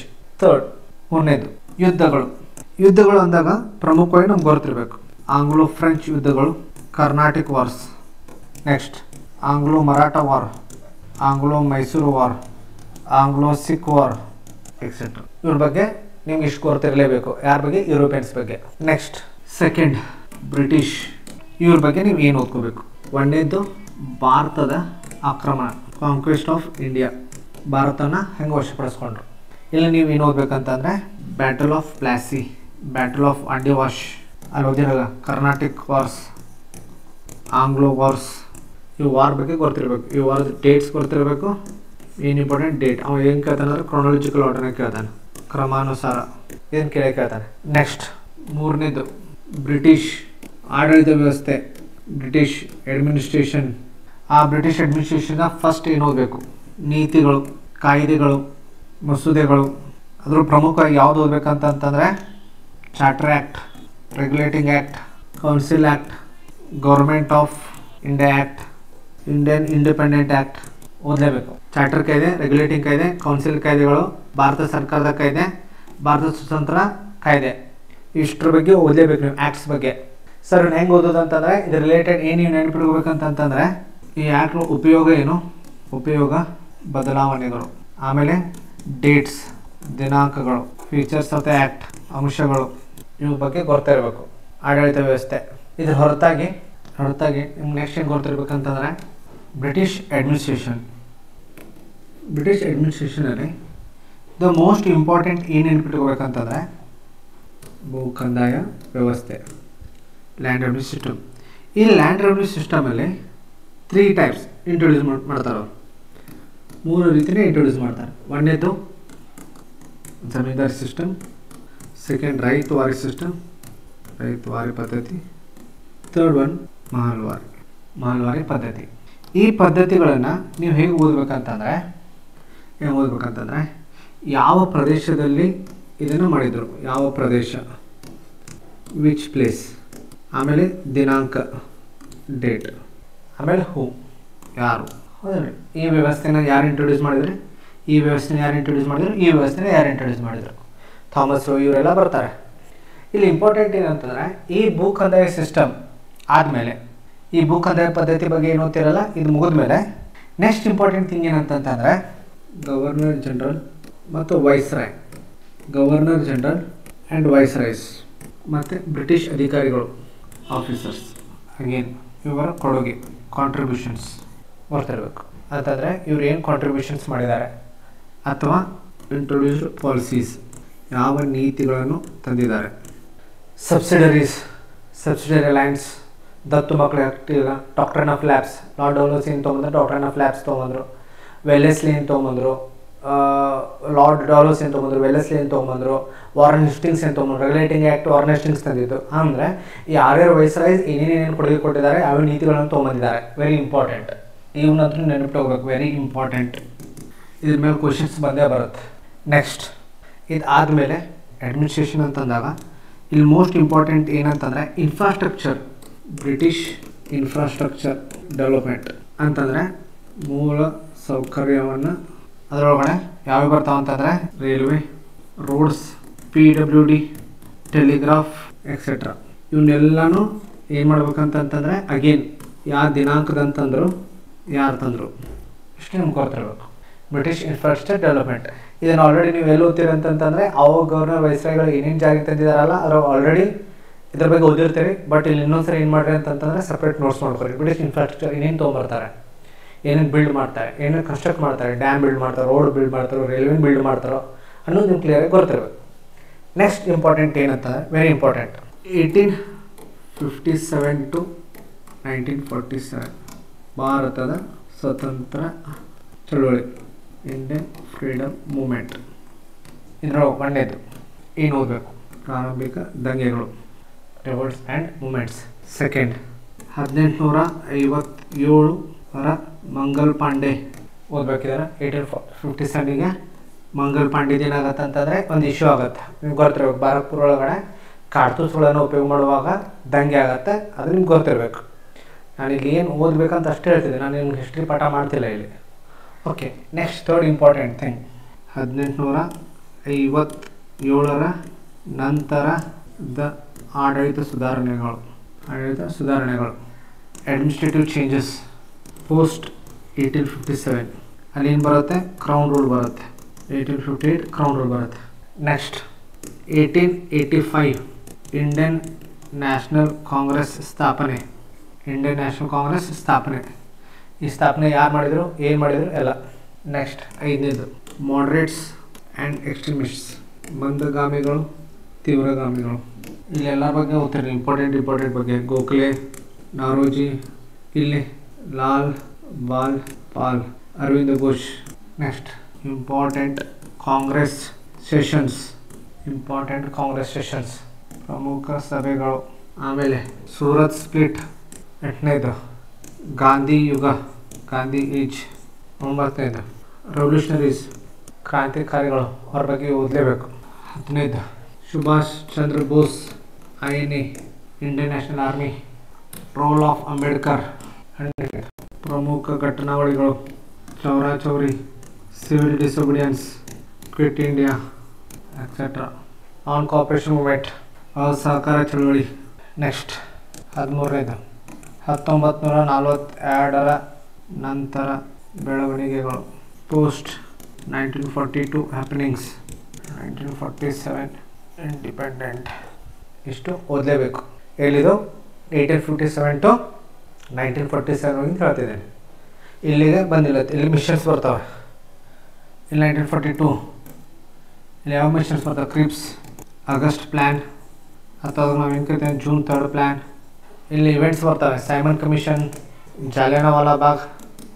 ಅಂದರೆ ಒಟ್ಟಾರೆ ನೀವು 1857-47ವರೆಗೂ ನೀಟಾಗಿ ಎಲ್ಲನೂ ಒಂದು ಇವೆಂಟ್ ಬಿಡಲಾರ್ದಂಗೆ ಓದಬೇಕು. Very important. ಇಲ್ಲಿ ಆಲ್ಮೋಸ್ಟ್ ಏನಂತಂದ್ರೆ ಮಾಡರ್ನ್ ಇಂಡಿಯಾ ಎಂಡಿಗೆ ಬಂದಿದ್ದೇವೆ. ಲಾಸ್ಟ್ ಒಂದು ಟಾಪಿಕ್ ಇದೆ, ಇದನ್ನು ಲಾಸ್ಟ್ ಓದ್ರಿ. ಇದನ್ನು ವೆರಿ ಇಂಪಾರ್ಟೆಂಟ್ ಟಾಪಿಕ್, ಲಾಸ್ಟ್ ಓದ್ರಿ. ಇದನ್ನು ಯಾವುದಂತಂತಂದರೆ ಸೋಷಿಯಲ್ ರಿಫಾರ್ಮರ್ಸ್, ಸಮಾಜ ಸುಧಾರಕರು. ಅದೇನು ಓದ್ರಿ ಅಂತಂತಂದರೆ ಇವ್ರ ಬಗ್ಗೆ ಓದ್ರಿ. Rajaram Mohan Roy, Dayananda Saraswati, henry ಡೊರಿಸೋ, Swami Vivekananda, Devendranath Tagore, Jyotiba Phule etcetera. ಮತ್ತು ಇವ್ರಿಗೆ ಸಂಬಂಧಪಟ್ಟ ಸಂಸ್ಥೆಗಳು, ಆರ್ಗನೈಸೇಷನ್ಸ್ ರಿಲೇಟೆಡ್. ಫಾರ್ ಎಕ್ಸಾಂಪಲ್ ನೋಡಿರಿ, ಸ್ವಾಮಿ ವಿವೇಕಾನಂದಕ್ಕೆ ಸಂಬಂಧಪಟ್ಟಿದ್ದು ಯಾವುದು? Ramakrishna mission, Brahmo Samaj, Arya Samaj and Bengal movement. Okay, ಇವ್ರಿಗೆ ಸಂಬಂಧಪಟ್ಟ ಆರ್ಗನೈಸೇಷನ್ಸ್ ನಾವೇನು ಡಿಸ್ಕಸ್ ಮಾಡಿದ್ದೀವಲ್ಲ, ಯಾರ್ಯಾರು ಸ್ವಾತಂತ್ರ್ಯ ಹೋರಾಟ ಸಮಯದಲ್ಲಿ ಆಗಿರುವಂಥ ಸಮಾಜ ಸುಧಾರಣೆಗಳು, ಇವರೆಲ್ಲರೂ ಬರ್ತಾರೆ. ರಾಜಾರಾಮ್ ಮೋಹನ್ ರಾಯ್, ದಯಾನಂದ ಸರಸ್ವತಿ, ಇವ್ರ ಬಗ್ಗೆ ಓದ್ರಿ, ಇವ್ರ ಇನ್ಸ್ಟಿಟ್ಯೂಷನ್ ಬಗ್ಗೆ ಓದ್ರಿ, ಇವ್ರ ಕೃತಿಗಳ ಬಗ್ಗೆ ಓದ್ರಿ. ಸಾಹಿತ್ಯ ಏನಾದರೂ ಬುಕ್ ಬರೆದಿದ್ರೆ ಸಾಹಿತ್ಯ ಇಷ್ಟು ಗೊತ್ತಿರಬೇಕು ನಿಮಗೆ. ಇಲ್ಲಿಗೆ ನಮ್ದು ಕಂಪ್ಲೀಟಾಗಿ ಹಿಸ್ಟ್ರಿ ಮುಗೀತು. ನೀವು ಎಲ್ಲರೂ ಕಮೆಂಟ್ ಮಾಡಿದ್ದೀರಿ, ನಮಗೆ ಏನೇನು ಓದಬೇಕಂತೇಳಿ ಕಮೆಂಟ್ ಮಾಡಿದ್ರಿ. ನಾನು ಈ ಕಮೆಂಟಿಗೆ ನಾನು ಉತ್ತರ ಕೊಡ್ತಿದ್ದೇನೆ. ಈಗ ನೀಟಾಗಿ ನಾನು ಏನು ಮಾಡ್ತಿದ್ದೇನೆ ಅಂತಂದರೆ ಪ್ರತಿಯೊಂದು ಸಬ್ಜೆಕ್ಟನ್ನು ಯಾವ ರೀತಿ ಓದಬೇಕು ಅನ್ನೋದು ಡೀಟೇಲ್ ಆಗಿ ವಿತ್ ಸಿಲೆಬಸ್ ನಾನು ಹೆಂಗೆ ಹೇಳ್ತಿದ್ದೇನೆ. ಇವತ್ತು ಹಿಸ್ಟ್ರಿ ಮುಗಿಸಿದ್ದೇನೆ. ನೆಕ್ಸ್ಟ್ ಕಮ್ಮಿಂಗ್ ಕ್ಲಾಸ್ ಒಳಗೆ ಜಾಗ್ರಫಿ, ಎಕನಾಮಿ, ಪಾಲಿಟಿವ್ನೆಲ್ಲ ನಾನು ಏನು ಮಾಡ್ತಾ ಹೋಗ್ತೇನೆ, ಈ ಥರ ಹೇಳ್ತಾ ಹೋಗ್ತೇನೆ. ಕಂಟಿನ್ಯೂ ಆಗಿ ವಿಡಿಯೋಸನ್ನು ನೋಡಿರಿ. ನಾನು ಕ್ವಶನ್ ಪೇಪರ್ ಸಾಲ್ವ್ ಮಾಡಿದ್ದನ್ನು ನೋಡಿರಿ. ನಿಮ್ಮ ಫ್ರೆಂಡ್ಸಿಗೆ ಶೇರ್ ಮಾಡಿ, ಸಬ್ಸ್ಕ್ರೈಬ್ ಮಾಡಿರಿ, ಕಮೆಂಟ್ ಮಾಡಿ. Thank you. ಚೆನ್ನಾಗಿ ಓದಿ. ಓಕೆ.